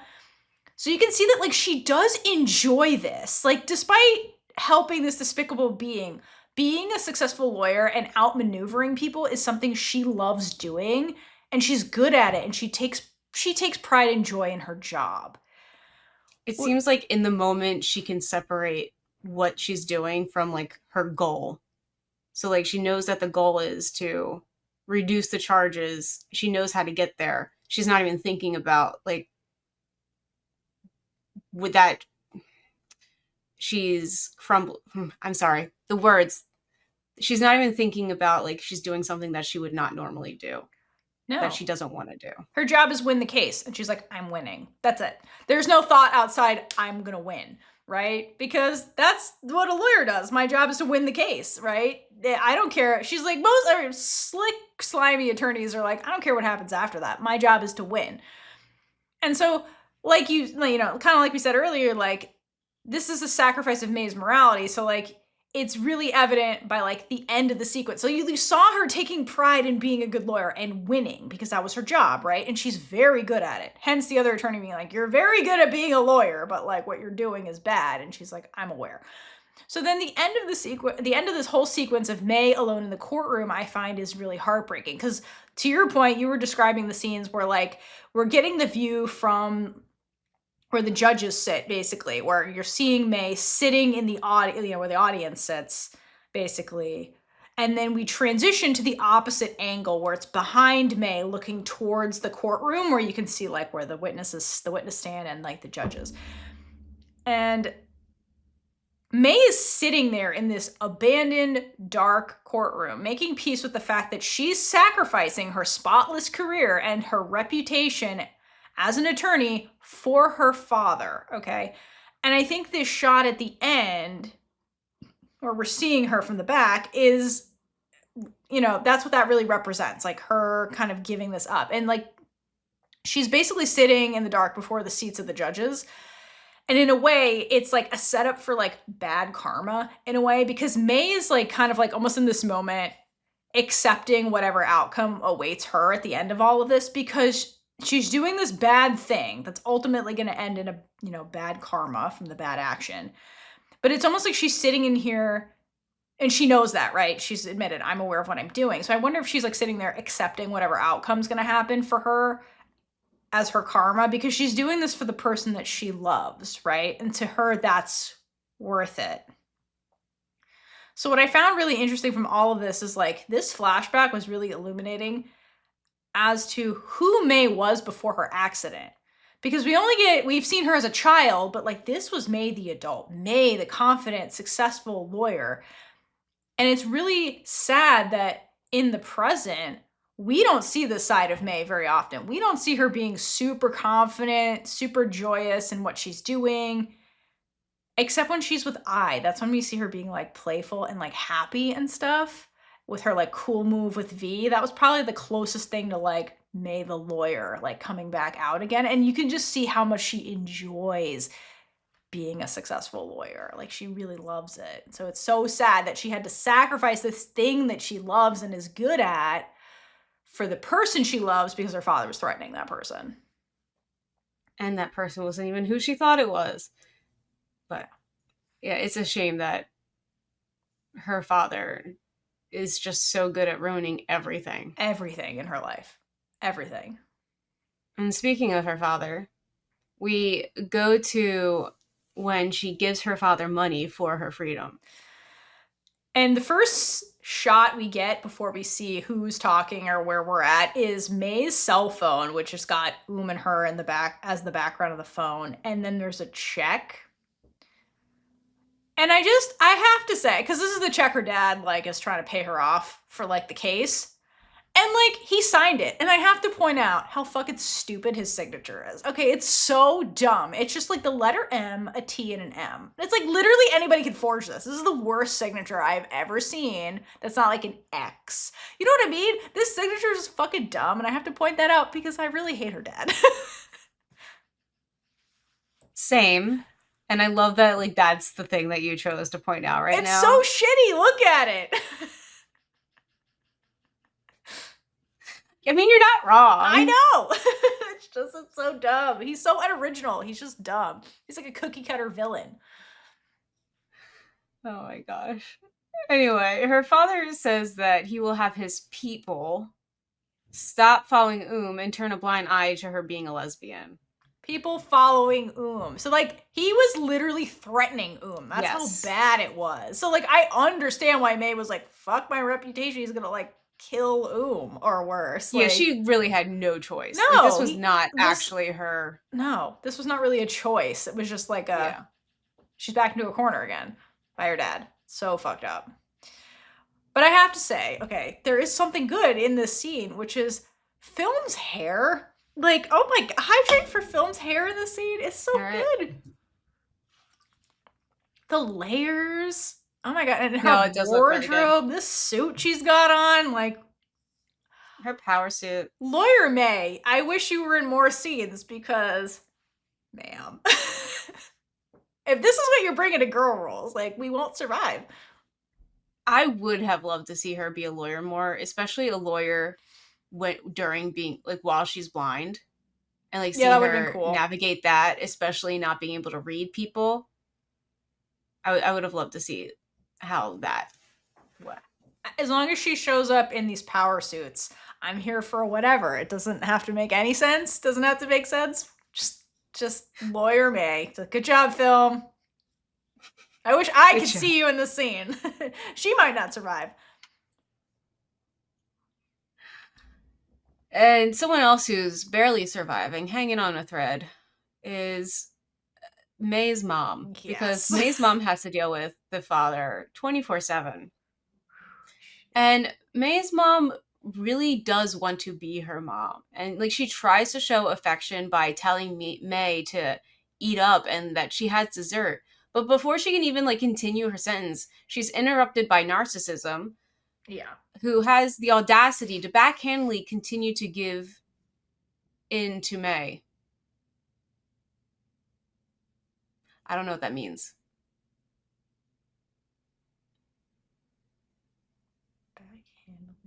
Yeah, I don't know what that means. I mean, oh no, I know what it means. I do know what it means. Okay, backhandedly, like, give in to her, meaning, like, he's giving her what she wants, but not really. Because she's not allowed to make it obvious. Like, she's allowed to be with and she can do whatever she wants, but she can't make it obvious because people still know that she's his daughter. Yeah, that's true. Which is not really letting her do whatever she wants. And it's still only him thinking about himself. And you can never, ever, ever convince me that this man has changed. No. This was the one, well, GMMTV did 2 crimes in Pluto. First is Officer Hottie single at the end. That was insane. Second crime is dad getting a redemption arc in the last episode. That was insane and unnecessary, and I didn't need that. Nobody needed that. There's no payoff to this man having a redemption arc at the end. No. I liked Us. Yeah, us. The us ending where the mom's just like, bullshit. Divorced I'm her by. mother. Yeah, that Yeah. would have made way more sense. And then mom shows up at the end when they're doing their wedding photo shoot. Like, it would have made more sense that they're like, now they're one big happy family and then May's family is there, but they're not. It's just Mima. So, like, it would have been better if, like, the dad never had a redemption arc.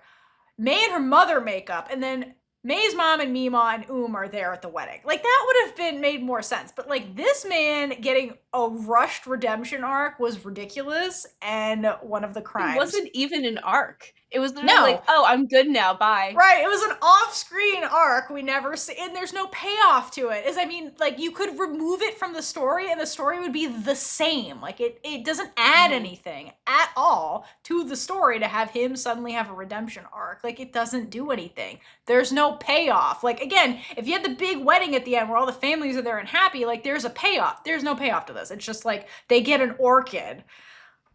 Like, that was what the fuck was that? Like, it was no payoff to him having a redemption arc. It was insane. And it's off screen, so it's not even believable. It's one of the few crimes GMMTV ever really commits. Like, they're really solid most of the time. This was unnecessary. It didn't make any sense. It had no payoff, and I'll never be over how dumb it was. No, and nor should you be. But we will rant about all this again when we later in the finale. And it will be longer, and you will hear the same thing. Yes. Anyway. I hope you enjoyed the preview. So, back to this scene. May is channeling the advice I gave her back in the day and stands up to her father. And by standing up, I mean, she physically stands up to give herself the power in the situation, and she slides a check to him, so face down, which is her attorney fee for the case. I just love the way she does this. First of all, the hand in the pocket. Hot. Second of all, the way she slides it, no one says anything. And she just, like, slides it, staring daggers at the dad. And everybody else's eyes is looking at the check. Not May. They're just like, I love it. The silence was so good in the scene. The way it made it more powerful. The fact that nobody's talking, nobody's saying anything. It's just like, what a power move. It's just so good. I love it. I mean, she is badass in this scene because, oh, we'll get there. Anyway, so May tells him that it's the price of her freedom. And I am now calling the dad narcissism, apparently. So narcissism mocks the amount, saying her freedom costs so little. And May smiles and, like, scoffs a bit at this and, like, tells him that it's just a little extra. I'm sorry. The way her face turns into this, like, mocking, like, smile where she's like, I got a secret and you don't know it. That smile's gonna haunt me all the way to Girl Rules because, like, this is Bambi to me. This is Bambi. Like, film's gonna kill it. I can't wait. They're all gonna kill it and I can't wait. I know. I can't wait. Oh my god. This is giving Bambi, this whole scene, and I can't wait. Can you tell we're excited for Girl Rules? Yes. We only bring it up, I think, in every episode. I'm so excited. Okay, so then we cut to narcissism, aka May's dad, after saying this. And you actually do see his face falter slightly. And the check that he's holding, like, starts to tilt back a little bit. And it's indicating that he was caught off guard by this a bit. Because he's not used to this response from her, or probably anyone, because who stands up to this scary dude? Also, who refuses money? Money is everything. And she's like, I don't want money. What I want is you cannot buy, is basically the scene. So yeah, he's like, oh. He's not used to that, because for him, money means more than obviously his family. Yeah.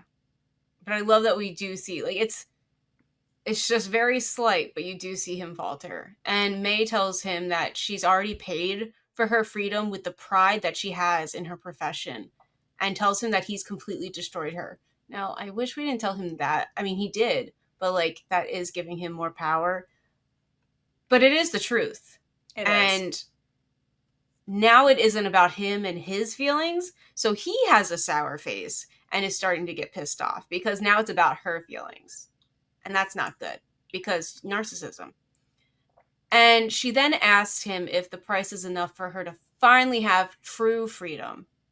because she knows that she will never be free until she can get narcissism to stop holding his power over her. Because it's constantly there. You're my daughter. You are under me. I rule over you. Yep. And May's mom, who I still feel so sorry for, like, I cannot imagine having to deal with a guy like this in a place that's supposed to be safe for you. Like, your home is supposed to be the place where you can go to escape. And she's not escaping here. No. May's mom gets May's attention and slightly shakes her head no, because I'm sure that she knows exactly what this man is capable of. And no matter what happens, he's most likely going to take out the most of this on May's mom. Yeah.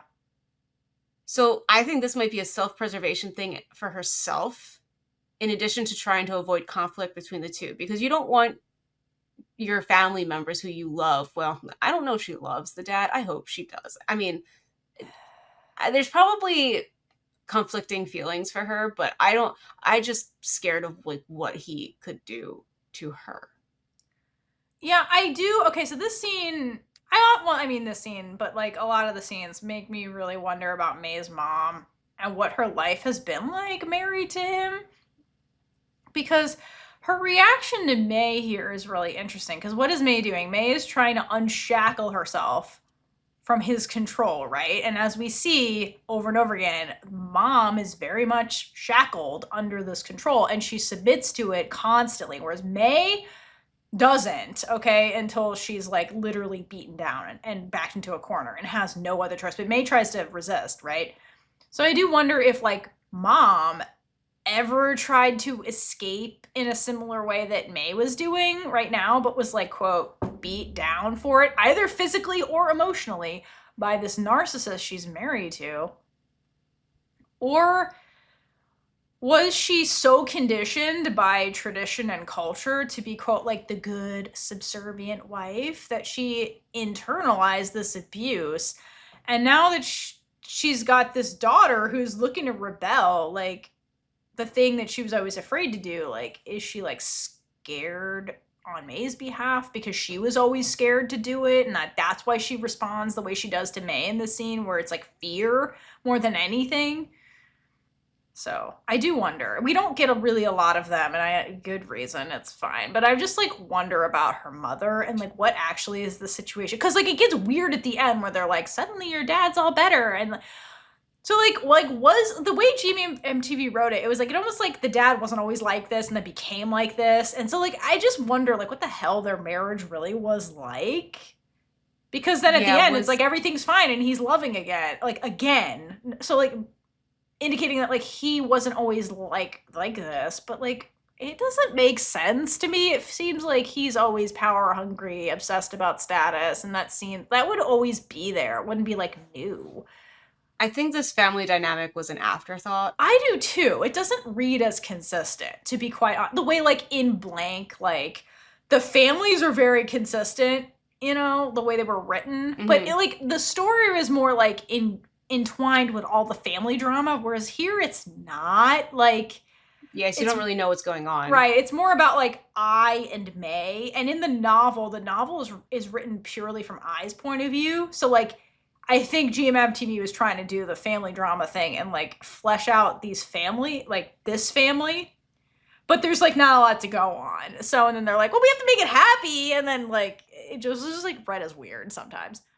But I do like that they did write some of the stuff because it does flesh out May a little bit more and explain like why she is the way she is, like how she had an isolated childhood. This was the control that she broke free of and how she did it and like why she ended up in this case. And like, it does help, but like the characters don't read as consistent to me, so it's really hard to read into them, is my point. Like, if anybody else feels that way, let me know, or you have more insight or what you think about these parents and their dynamic. I would love to know, because like it's hard to like get a good grip on like who they are.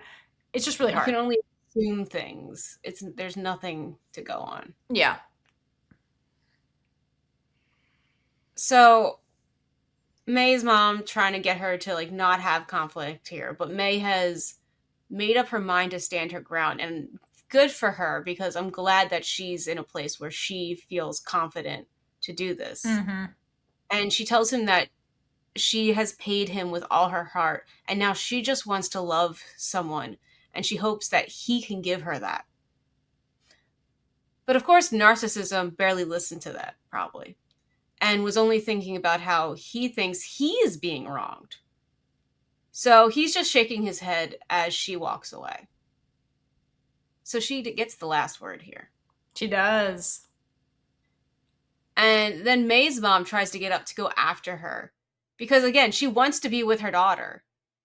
But the dad grabs her arm so forcefully as she's about to pass, and like it's a tight grab, and he gives her this ugly look and like physically throws her arm away, because of course he has to assert his dominance since his little ego was bruised. Yep. And this is not the first time we've seen him do that with the mom. Like, he did it when they were yelling when he was yelling at May in her house, and I showed up. Like, he did the same thing where he like throws her hand. So he's been doing this for like a long time, is like the implication. It's just fun. Yeah. I just feel so bad for her. I wish we could get her out. Yes. Okay, so then we come to find that this is the same night as the accident where May became blind. There's a lot that happened this day. This is the worst day ever. Like, oh my God. Forget 2020. May never wants to go back to 2023. Seriously. And May's trying to call after this confrontation with her father, which makes sense. She's like, this whole thing happened. I want to talk to who I just did all this for because I love her. And she knows just landed and wants her to call her immediately. So didn't answer. Was ignoring her, or was she still at work or busy trying to get home and, sleep? Because we saw in another flashback that she was like sleeping because, she's up early in the day. I'm assuming she doesn't have service, because later it's like, has service. So I think she was just like, I know you landed, call me immediately when you can. I think that's what this was. Yeah. I was like, maybe she didn't land yet. And because usually when you get, I don't know. Anyway. I think that maybe didn't turn airplane mode off on the phone yet. Because she's working. It's not like she's on the flight. She's like, yay! She's got to like get people off the fucking plane, and she's working. Yeah. Okay, so May pulls over because there's something in her tire that I can't really make out because it looks like it's twisted on top a little bit. I think there's some kind of nail. Like, it's just so dark that it's hard to tell. It is. But it's some kind of nail thing. But, okay, my question is, like, when did this happen? Okay, because obviously Kasul sabotaged her car. So, like, when did he do this? Like, I'm wondering if he tailed her to her parents' house somehow. And, like, that seems to make the most sense, that he ended up at her parents', which, like, how? He got her... especially if this happened right after court. I don't know that it did. Like, that's the thing. Like, I think May was wearing a skirt at the courthouse. Here she's wearing pants. I don't know that this is the same day. Like, it's just like you're getting the sequence of like how we got to her being blinded, but like I don't know that this was the same day. No idea. So it could be, because later we get the flashback with Kasul and they're pissed off about the outcome. But I don't know that this was the same. I don't know if this was the same day. Like, May's wearing something else, but maybe she went home and changed. I don't know. Either way, like, he had to follow, because, like, I don't know. Because I assume if she changed clothes, she, like, went home, then went to her parents' house. So, like, he was tailing her somehow. And then while she was in one of the houses, I guess, sabotaged the tires with whatever nail device he put in there. And then, tailed her home. Here's the deal, though. Sometimes when you put nails in tires, they don't, like, deflate immediately. So, like, how long was he tailing her to, like, wait for this to happen? Why did it take her... she only notice him now? It seems like he was tailing her for a while. Like, it's very weird. That's what I was thinking. Because, like, with the nail in there and it stays in there, then it's kind of blocking the air and it creates that seal Yeah, still. sometimes it's fine. Because, like, that's why, like, if you find a nail, don't remove it. Because yeah, but these look like, I don't know, they look like hooks or something, so maybe they deflate the car tire faster. So, like, it would have had to have been in her parents' house. Because there's no way he did this at the courthouse and then she got all the way. You know what I mean? It must have been in her parents' house, like the timing. And he was just like, what, stalking her for like a long time? Like, I would love to know the timing of this. This is just kind of weird. Yes, I would like a whole timeline. That would be great. Yeah. But Casol, after May stops, pulls over, comes zooming right to her on a motorcycle. And then we get this extended version of the PTSD flashback that we got in part 2 of this episode, where May is desperately trying to escape as her attacker is playing up that he is coming for her. And, like, terribly, like, just trying to elicit fear out of her. And, like, again, we'll get into the other point of view, too. This isn't okay. Nothing would make this okay. Nothing about this was okay. But May dials 191, which, if you're in America, it's their version of 911, obviously. Anyway, the attacker, who we now know is Casol, well, we didn't in the show. It was alleged. But anyway, is like, you aren't getting out of the car. And no, dude, why would she?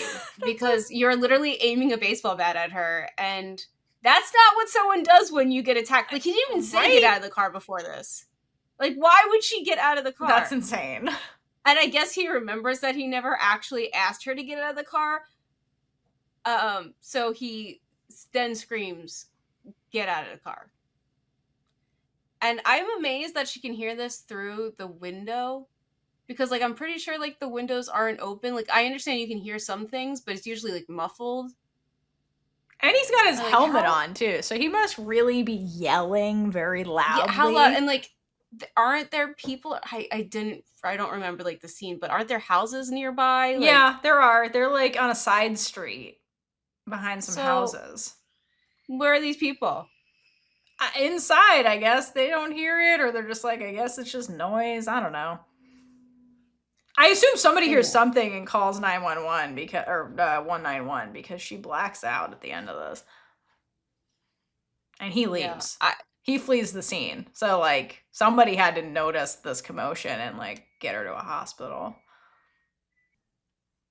I don't know if 191 had her on hold or something, or if they were trying to talk the whole time, because she didn't have the phone to her ear at some point. So, like, I'm wondering if they were like, ma'am, what's going on? Hello? But they are still, like, on the phone when May gets a notification that can now be reached. So that's when she turns off airplane mode. And apparently is more helpful than emergency services, so May hangs up with them and calls instead. This was insane. And then we get her screaming for to help her. Because, Um's right there and she can help. But you may be wondering, what can do that emergency services can't? And literally this is exactly what I think every single time I watch this, is that exact thought. The only possible thing I could think of to be in May's head right now is that air quotes, which is really was her original protector who gave her, like, the confidence, and also, like, that's who she's turning to because that's the person that makes her feel safe. However, she's at an airport right now. She's still on the plane, probably. What is she supposed to do? I don't know. Emergency service, you stay with them, even if you're on hold. I don't know why you'd be on hold. I don't know how it works, but... Yeah, I don't know how it works in Thailand. Could maybe it's defunded. Who knows? And there's a wait. But, like, yeah, this was insane. But I think this is This poorly calculated move, I think, speaks to how out of control everything feels for May and how fucking scared she is that she's not thinking rationally like she normally does or strategically. She's just like, I'm scared, because this made no goddamn sense for her to do this. So I think, like, to your point, she's like, save me from bullies. Come save me from a bully. And she's just so fucking scared. She's not thinking. I think that's what it is. But this was insane. This was like Jan breaking into a police station. You're like, what are you doing? And then being like, Officer Hottie, how dare you? And it's like, girl, you are breaking into a police station. Horror movie level decision making. Yes, it is. Like, of course you don't go into the dark forest. Yeah, look, when there's a killer on the open the door. You know what I mean? It's that. And then Casol breaks the window. I guess we should also point out that, like, May can't escape because she dropped the keys when she went to go look at the tire and cannot start the car. So that's why she can't escape. Good catch. She's trapped. Terrible position to be trapped in. Yes. And can't do a goddamn thing about this. Also, what is this May's signature where she's like just yells at these twins and she's like, help me now. No context. It just no context. No context. Oh my gosh. Yeah, I didn't think of that. Too. You're like, help me. And like, what the fuck? It's like, you love me enough just to come no matter what. Right. So I'm not even going to give you the context. No context. Just come. Just come. You'll get to know if I'm dying when you get here. You'll figure it out, Also, where are you? Like, how is supposed to find you? Unless they have the tracker apps. Because later on, is tracking May's phone. She has, like, Find My Friends on or whatever. And I'm like, when did you do this, I was thinking because we see May's phone screen when it says, when it's I calling her. Or she's calling I or something like that. And I'm like, does she have two in her phone? Well, I has cell phone. I is using cell phone to contact May. Got it. Never mind. All right, thank you. I was really confused for a second. So then we go back to present May, who says, those who do wrong must be punished. And when she's saying this, May is like staring off into the distance. And I do wonder if there's a double meaning to this statement also, because again, is May talking about Kasul's bad karma? Meaning must be bad actions must be punished. That's like a karma thing. Or is she talking about herself? Because again, she's the one that is the reason that Batman got off on lesser charges for screwing over Ben. And that's actually what led to the blindness. So I think that, like, initially she was like, my blindness was my punishment for this bad deed I did to protect which was get the rich boy off of a murder charge or whatever. Not a murder charge, but like, a disabling charge. But now this Kasul stuff is kind of in the background. And I wonder if part of her is wondering, like, if she might lose I over Ben's case. And that's the ultimate bad karma, right? Because if I is connected to Kasul and I is the one that dated Kasul, which is true, she's like, well, where does I's loyalty lie? Is I involved with Ben? Like, because I think she kind of put together that these are all connected. And she's like, fuck, I could lose I. And that would be like the ultimate irony, right? Because she took the case to protect her love, who was, quote, who she thought was I at the time. And by doing so, that's how we ended up in this whole situation to begin with. So, like, this is just a literary irony at its finest, that, like, ultimately she could lose the thing she was trying to preserve, right? That caused this whole fucking clusterfuck, And is this her being like, yeah, I guess, like, I have to be punished too if this is really my punishment? Like, damn, poor May. There's so much going on. Every single line is always layered, which is why we're here. Yeah. Talking about this for so long. Yeah, exactly. That's what made Pluto fun to dive into, because there's a lot of double meanings, especially with May when she says stuff. Because again, she knows exactly what she's doing. So her words are very purposeful when she says them.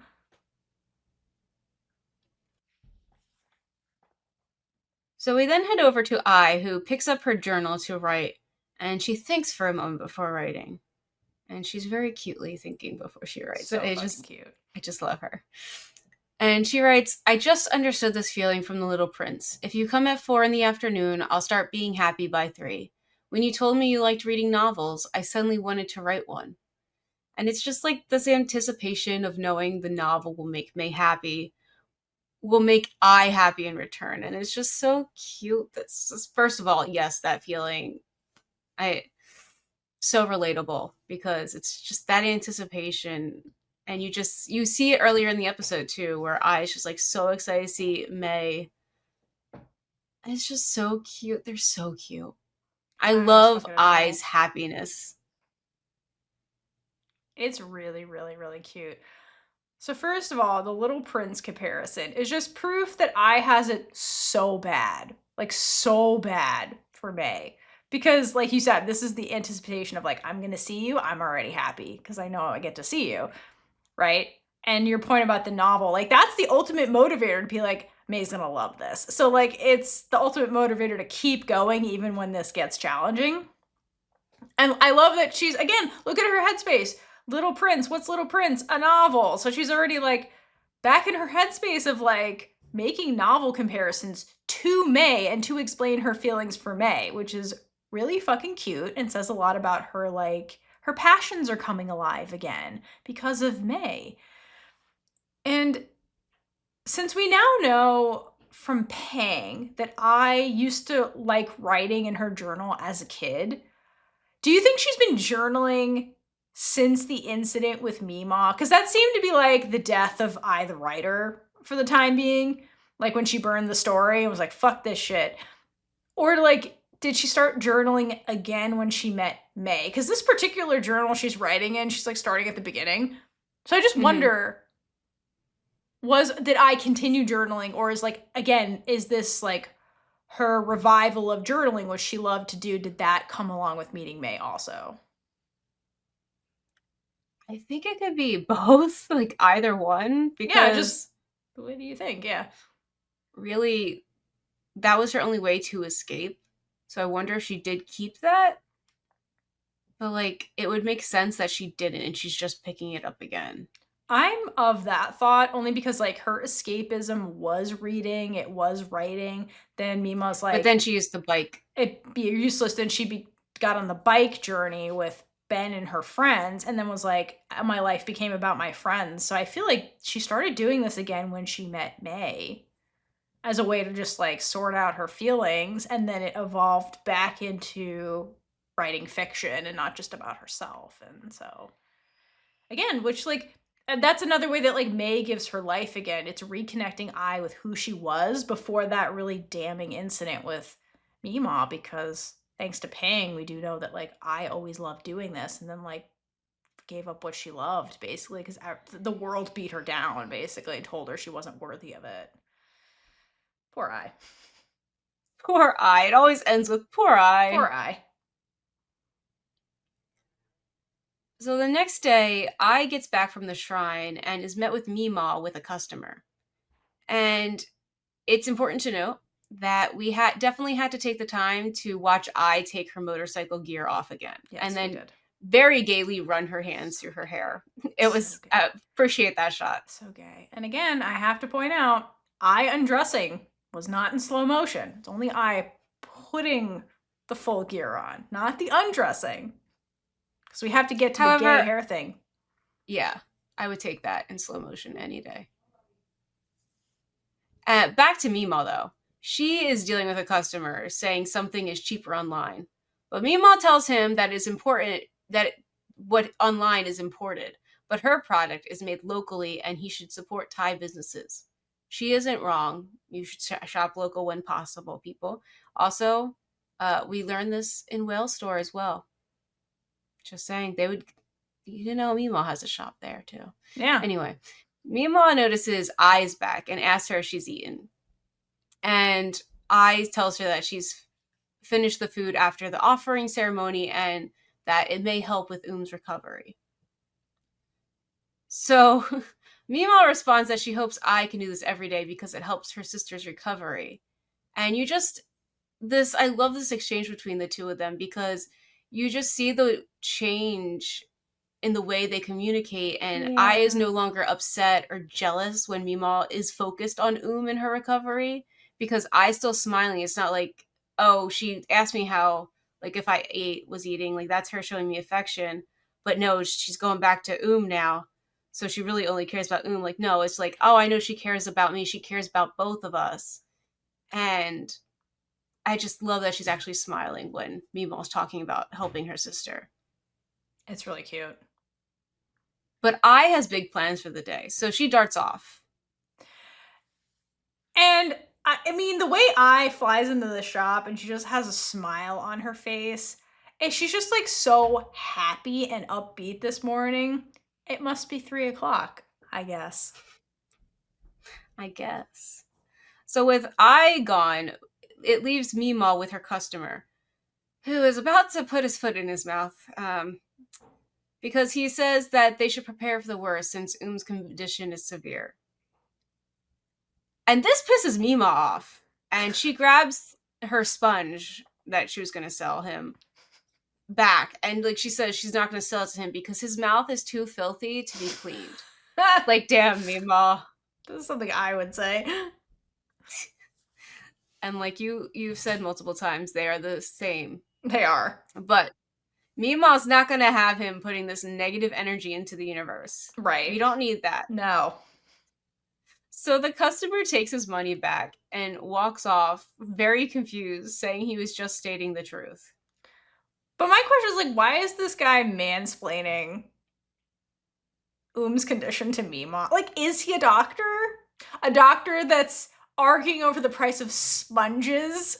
Like, get a life, bro. Like, she's upset about her, like, granddaughter. And then, like, what are you doing in here being like, her condition is... What do you know about her condition? You know what I mean? Like, yeah, also, like, how know? does he know anything? I assume that, like, community and people talk. Yeah, that's... But also, like how up to much. date's your information? Like, she goes and sees him every day. You know what I mean? Like, what? Like, why are you mansplaining this to her? Like, I understand that he's like, you gotta prepare yourself for the worst, but like, who are you that you're giving her this advice? You know, don't tell somebody how to grieve. Yeah, like, you're not close. I feel like you're not close enough to her to like really give her this advice and mansplain Un's condition. You know what I mean? You're not a doctor. If you are, you're a really poor, unsuccessful one arguing about the price of sponges. Seriously. Like, what the fuck? Anyway, I comes back down quickly, and Mima asks where she's going and why she has a rose. Okay, I need to talk about this. So, when I first, like, burst into the shop, and she's like, I'm back from the shrine, you see her holding the food from the shrine offering, and then she's a bouquet of flowers. She didn't just buy one, she had a bouquet. Like, she had multiple flowers. So I imagine what happened was she went back in the back to, like, put on her jacket and stuff, and then carefully was going through that bouquet and being like, what's the prettiest rose? And she picked out the best one to then bring to May. But my question is, what did she do with the other roses? Like, did she leave them for Mima? Why didn't she bring all of them? She just brought a single rose to May. What happened to the other ones? I wonder if that's like something they want to sell in the shop or like do something with it. Or did she just give them to Mima? Are they gonna go to shrine later? Yeah. What were the rest of them for? I don't know. So, but we still aren't communicating about May. No. But we'll get there. Between Mima and I. But like, that's a whole situation, and we don't have time to get into it yet. No. So that's fine. And I is being her cheeky self and kisses Mima's cheek, and then says that the rose smells better. What an asshole. Seriously. And Mima calls her wicked, while I runs off to her motorcycle, where we see her give the rose a little kiss before tucking it away and see her redress in her riding gear. But like, just the little kiss with the rose and like tucking it away was so cute. So I have thoughts about this because it is adorable. But like, remember, I is a DoorDash driver. So on the back of her bike, she has that like cooler container. She could have easily put the rose in there to keep it safe while she like rides over to May's house, right? So to me, like, keeping it tucked in her jacket where like the flower bud is exposed seemed really risky. It's almost like calling instead of the police when somebody's breaking into your car. You know what I mean? It seemed really risky and illogical. Because, like, what if it falls out while you're driving? What are you gonna do? And then what happens if the wind knocks off the pedals? Like, you clearly picked this one rose you wanted to give her. So this seemed really, like, illogical for her to do. But just like when May was, like, not thinking clearly because emotions are heightened because she's scared, I think I is in La La Land about seeing May because it's 3 o'clock and she's excited. And so she does something that's really romantic because that's how she's feeling right now, right? She's keeping May's gift close to her heart, secure against her body during the travel when she's going to ride over there. And then she kisses it. And it's just really sweet, to your point, the way I is treating May's gift. It's really adorable, but illogical because I think she's in La La Land right now. And also I need to point out, Mima's in the background watching I do this. So I wonder if Mima's like, what the hell has gotten into I? Because what is I doing, right? And I has never done anything What like is this I? before. What is this? This is weird, right? You see Mima being like, what is she doing? She's like, she's been happy, but never this happy. Why is she kissing roses? Who is this person? Right, there's a person, right? I think Mima's putting together I has a person. Because I's never really had, like, a person she did this for, ever. And I wonder what Mima's putting together about this. Because she's like, this is weird coming from I. If only she knew. She will, but I think Mima's getting suspicious. Something's going on with I. Because she's paying more attention to I, right? To your point where she was like, did you eat yet? How are you doing? Like, she's paying more attention to her than she has been, so... Yeah, that is true. Because now what she'll is put this? things together. Yeah. So when when I shows up to Maze, she is greeted by Tan. And she's not expecting that. Yeah, where's the maid? Who's expecting that? Where's the maid? Yeah, well, maid. I was like, where's the pretty lady? Like, I didn't ask for this. And she's very, like, confused why he's there. Because she's like, didn't May shoo you away last time? And really Todd doesn't really address that. He just says that he brought a guest to visit May. And we find out it's May's ex-girlfriend, Ploy. We don't actually get a name in the scene, but it's Ploy, who is looking a little too close to May right now. Yeah. And Ploy, sorry. You're bringing the wrong names. May's here. The wrong names too. May is here. Ploy brought May an entire bouquet of roses. And so poor I has to watch this cute scene between the two of them, where Ploy tells May to smell them, and May pretends to be allergic to them, making Ploy laugh and play it off, saying she is never allergic to flowers. And this is just proving their closeness to I, and that there is history there, because at this point, I doesn't know that this is May's ex, but it doesn't mean that she's not jealous, because there's another pretty lady with her pretty lady. So that signals there's warnings there. I mean, also, but look at May. May is being playful. May is not playful with anybody except her. So that's the other warning that, like, oh, May's being playful with this person. That's different. Danger, danger. Yes, that's true. And she needs to know who this is, so she asks Tan who this woman is. And that's when he tells her that Ploy is May's ex. But he doesn't stop there, because of course he doesn't. He makes sure to rub in I's face that Ploy is May's first girlfriend. Quote, the one she can never forget. A favorite ex. What the hell, Tan? Like, what the hell is that? This is the twisting the knife episode. Everybody's twisting knives at everybody's backs. Seriously. Floyd then plays with May's hair a bit, showing even more intimate closeness between them. And when this happens, it's in slow motion. This part is in slow motion. So it starts actually with I watching this go down, and I's in slow motion. Then it cuts to Ploy touching May's hair, which is also in slow motion. And I think this is a reflection of how I is feeling. Like, her world is grinding to a halt right now. And so everything slows down, because that's how I feels in this moment. Oh, poor kid. You poor kid. Yes. Anyway. So I is left there feeling alone, confused, sad, jealous, all the Everything. feels. And she looks down at her singular rose. And right now, that rose represents Ai's feelings. It's her love, but it's all alone. I mean, she could have It's so brought the sad. whole bouquet, but she did not. She brought I a didn't even realize single she had a whole damn. rose.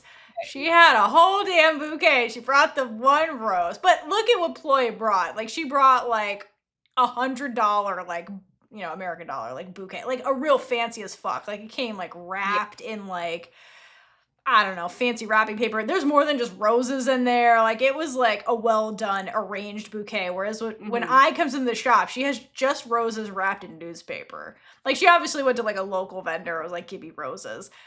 Ploy went all out and probably went to like an upscale fancy flower shop, and she's like, that it's real expensive. And these flowers specifically, that that's bitch what got May it likes. customized. Yeah, exactly. What May likes, but like the fancy arrangement is what I'm getting at. But yeah.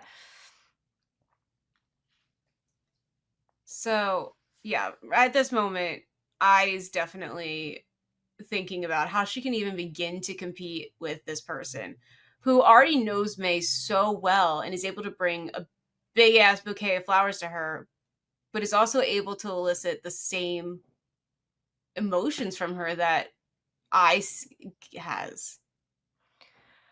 Yeah, this is definitely like, so early in the episode we had like Pang's inferiority complex towards May. Now we have Ai's inferiority complex coming out towards Ploy. Because also look at how Ploy is dressed. Not only does she give May a fancy as fuck bouquet of flowers, look at Ploy. Ploy looks wealthy, just like May. Okay, so then Ai is like feeling inferior again, right? Because she can't compete when it comes to money.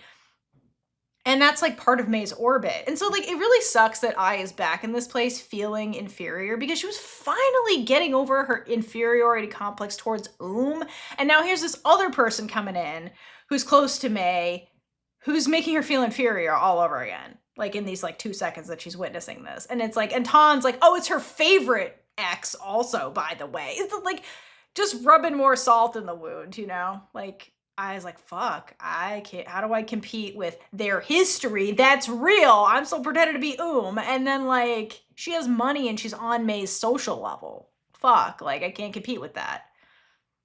So, shitty. It's just not a great situation to be in for Ai. No, and it's a really rude way to end the episode, GMMT. Yeah, it is. Fuck it you. seriously is. It is. But here we are.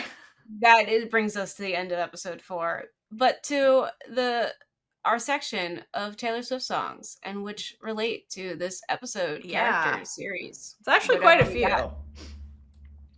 Yeah, there are a lot. I mean, Taylor Swift, like, she's got something for everything. Yeah. But I focused on Hang and her little heartbreak with Ai, because it's just such a big scene, and it is such a big moment in Pang's life. And I thought that Champagne Problems worked for them, because I really did break her, and specifically the lyrics, your heart was glass, I dropped it, you had a speech, you're speechless, love slipped beyond your reaches, and I couldn't give a reason. Champagne Problems. I mean, her reason is that she just doesn't love her, but yeah, like, to Pang, it's just like, why can't you still, like, why can't you love me? Well, here's the deal. She's like, why do you like May? I couldn't give a reason, because Chow said so. So, like, it's true. She's just like, it is what it is. Pang, Champagne Problems. Yeah, I think that fits. Such a great song. That fits them. It is a very good song. I love the way it's sung, too. I have 2. First is August, and I think August fits Pang and Officer Hottie's like realizations in this episode. So to piggyback off the Pang scene, and then the Officer Hottie scene where she's in the stairwell and she's like witnessing this fucking thing. So the chorus goes, that's relevant is, but I can see us lost in the memory. August slipped away like a moment in time, because it was never mine. So this is Pang holding onto her feelings for Ai that were never reciprocated. And the moment in time refers to Pang and Ai's relationship when they were younger. and how it changed when I like hit puberty and started dating Ben, basically. And then it completely shattered when I kissed May and suddenly has feelings because it was never mine, like from Pang's point of view. And then the chorus keeps going, and I can see us twisted in bed sheets. August slipped away like a bottle of wine because you were never mine. So this is Officer Hottie's point of view, right? So she's holding on to Pang and what their relationship was in the beginning. Like, I can see us twisted in bed sheets because that's what it used to be like. And that's what she was trying to recreate at the beginning of the episode, and it didn't work out. But their relationship completely changed because of Pang's unresolved feelings for I, so like it slipped away. And then the bottle of wine reference, I think, is fitting too, because it's like drinking away your sorrow to numb the pain. Because like Officer Hottie hasn't dealt with the reality of their situation. She's just trying to like drown it in like, let's get kanji, let's do things like to like avoid the actual problem with a coping mechanism. So I thought that that like fit them and those realizations.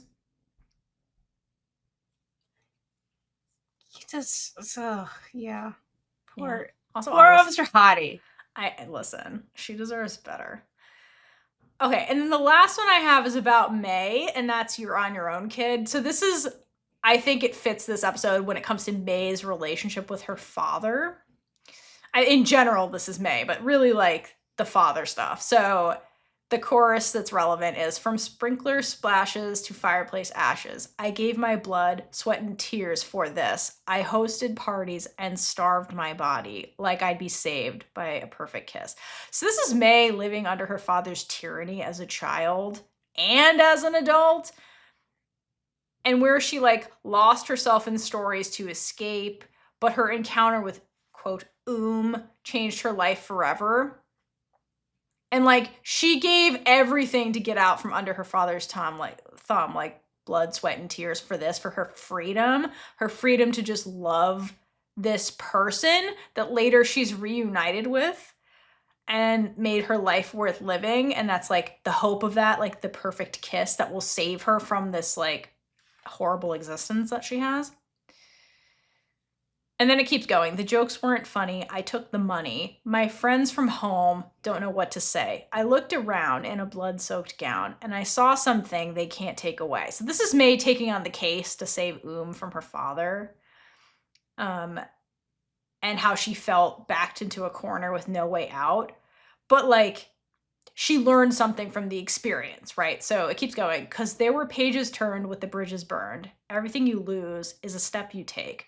So make the friendship bracelets, take the moment and taste it. You've got no reason to be afraid. So May took that case despite knowing it was terrible, and it tarnished her reputation as a lawyer, and then she was later blinded for it. But she learned lessons from this experience, right?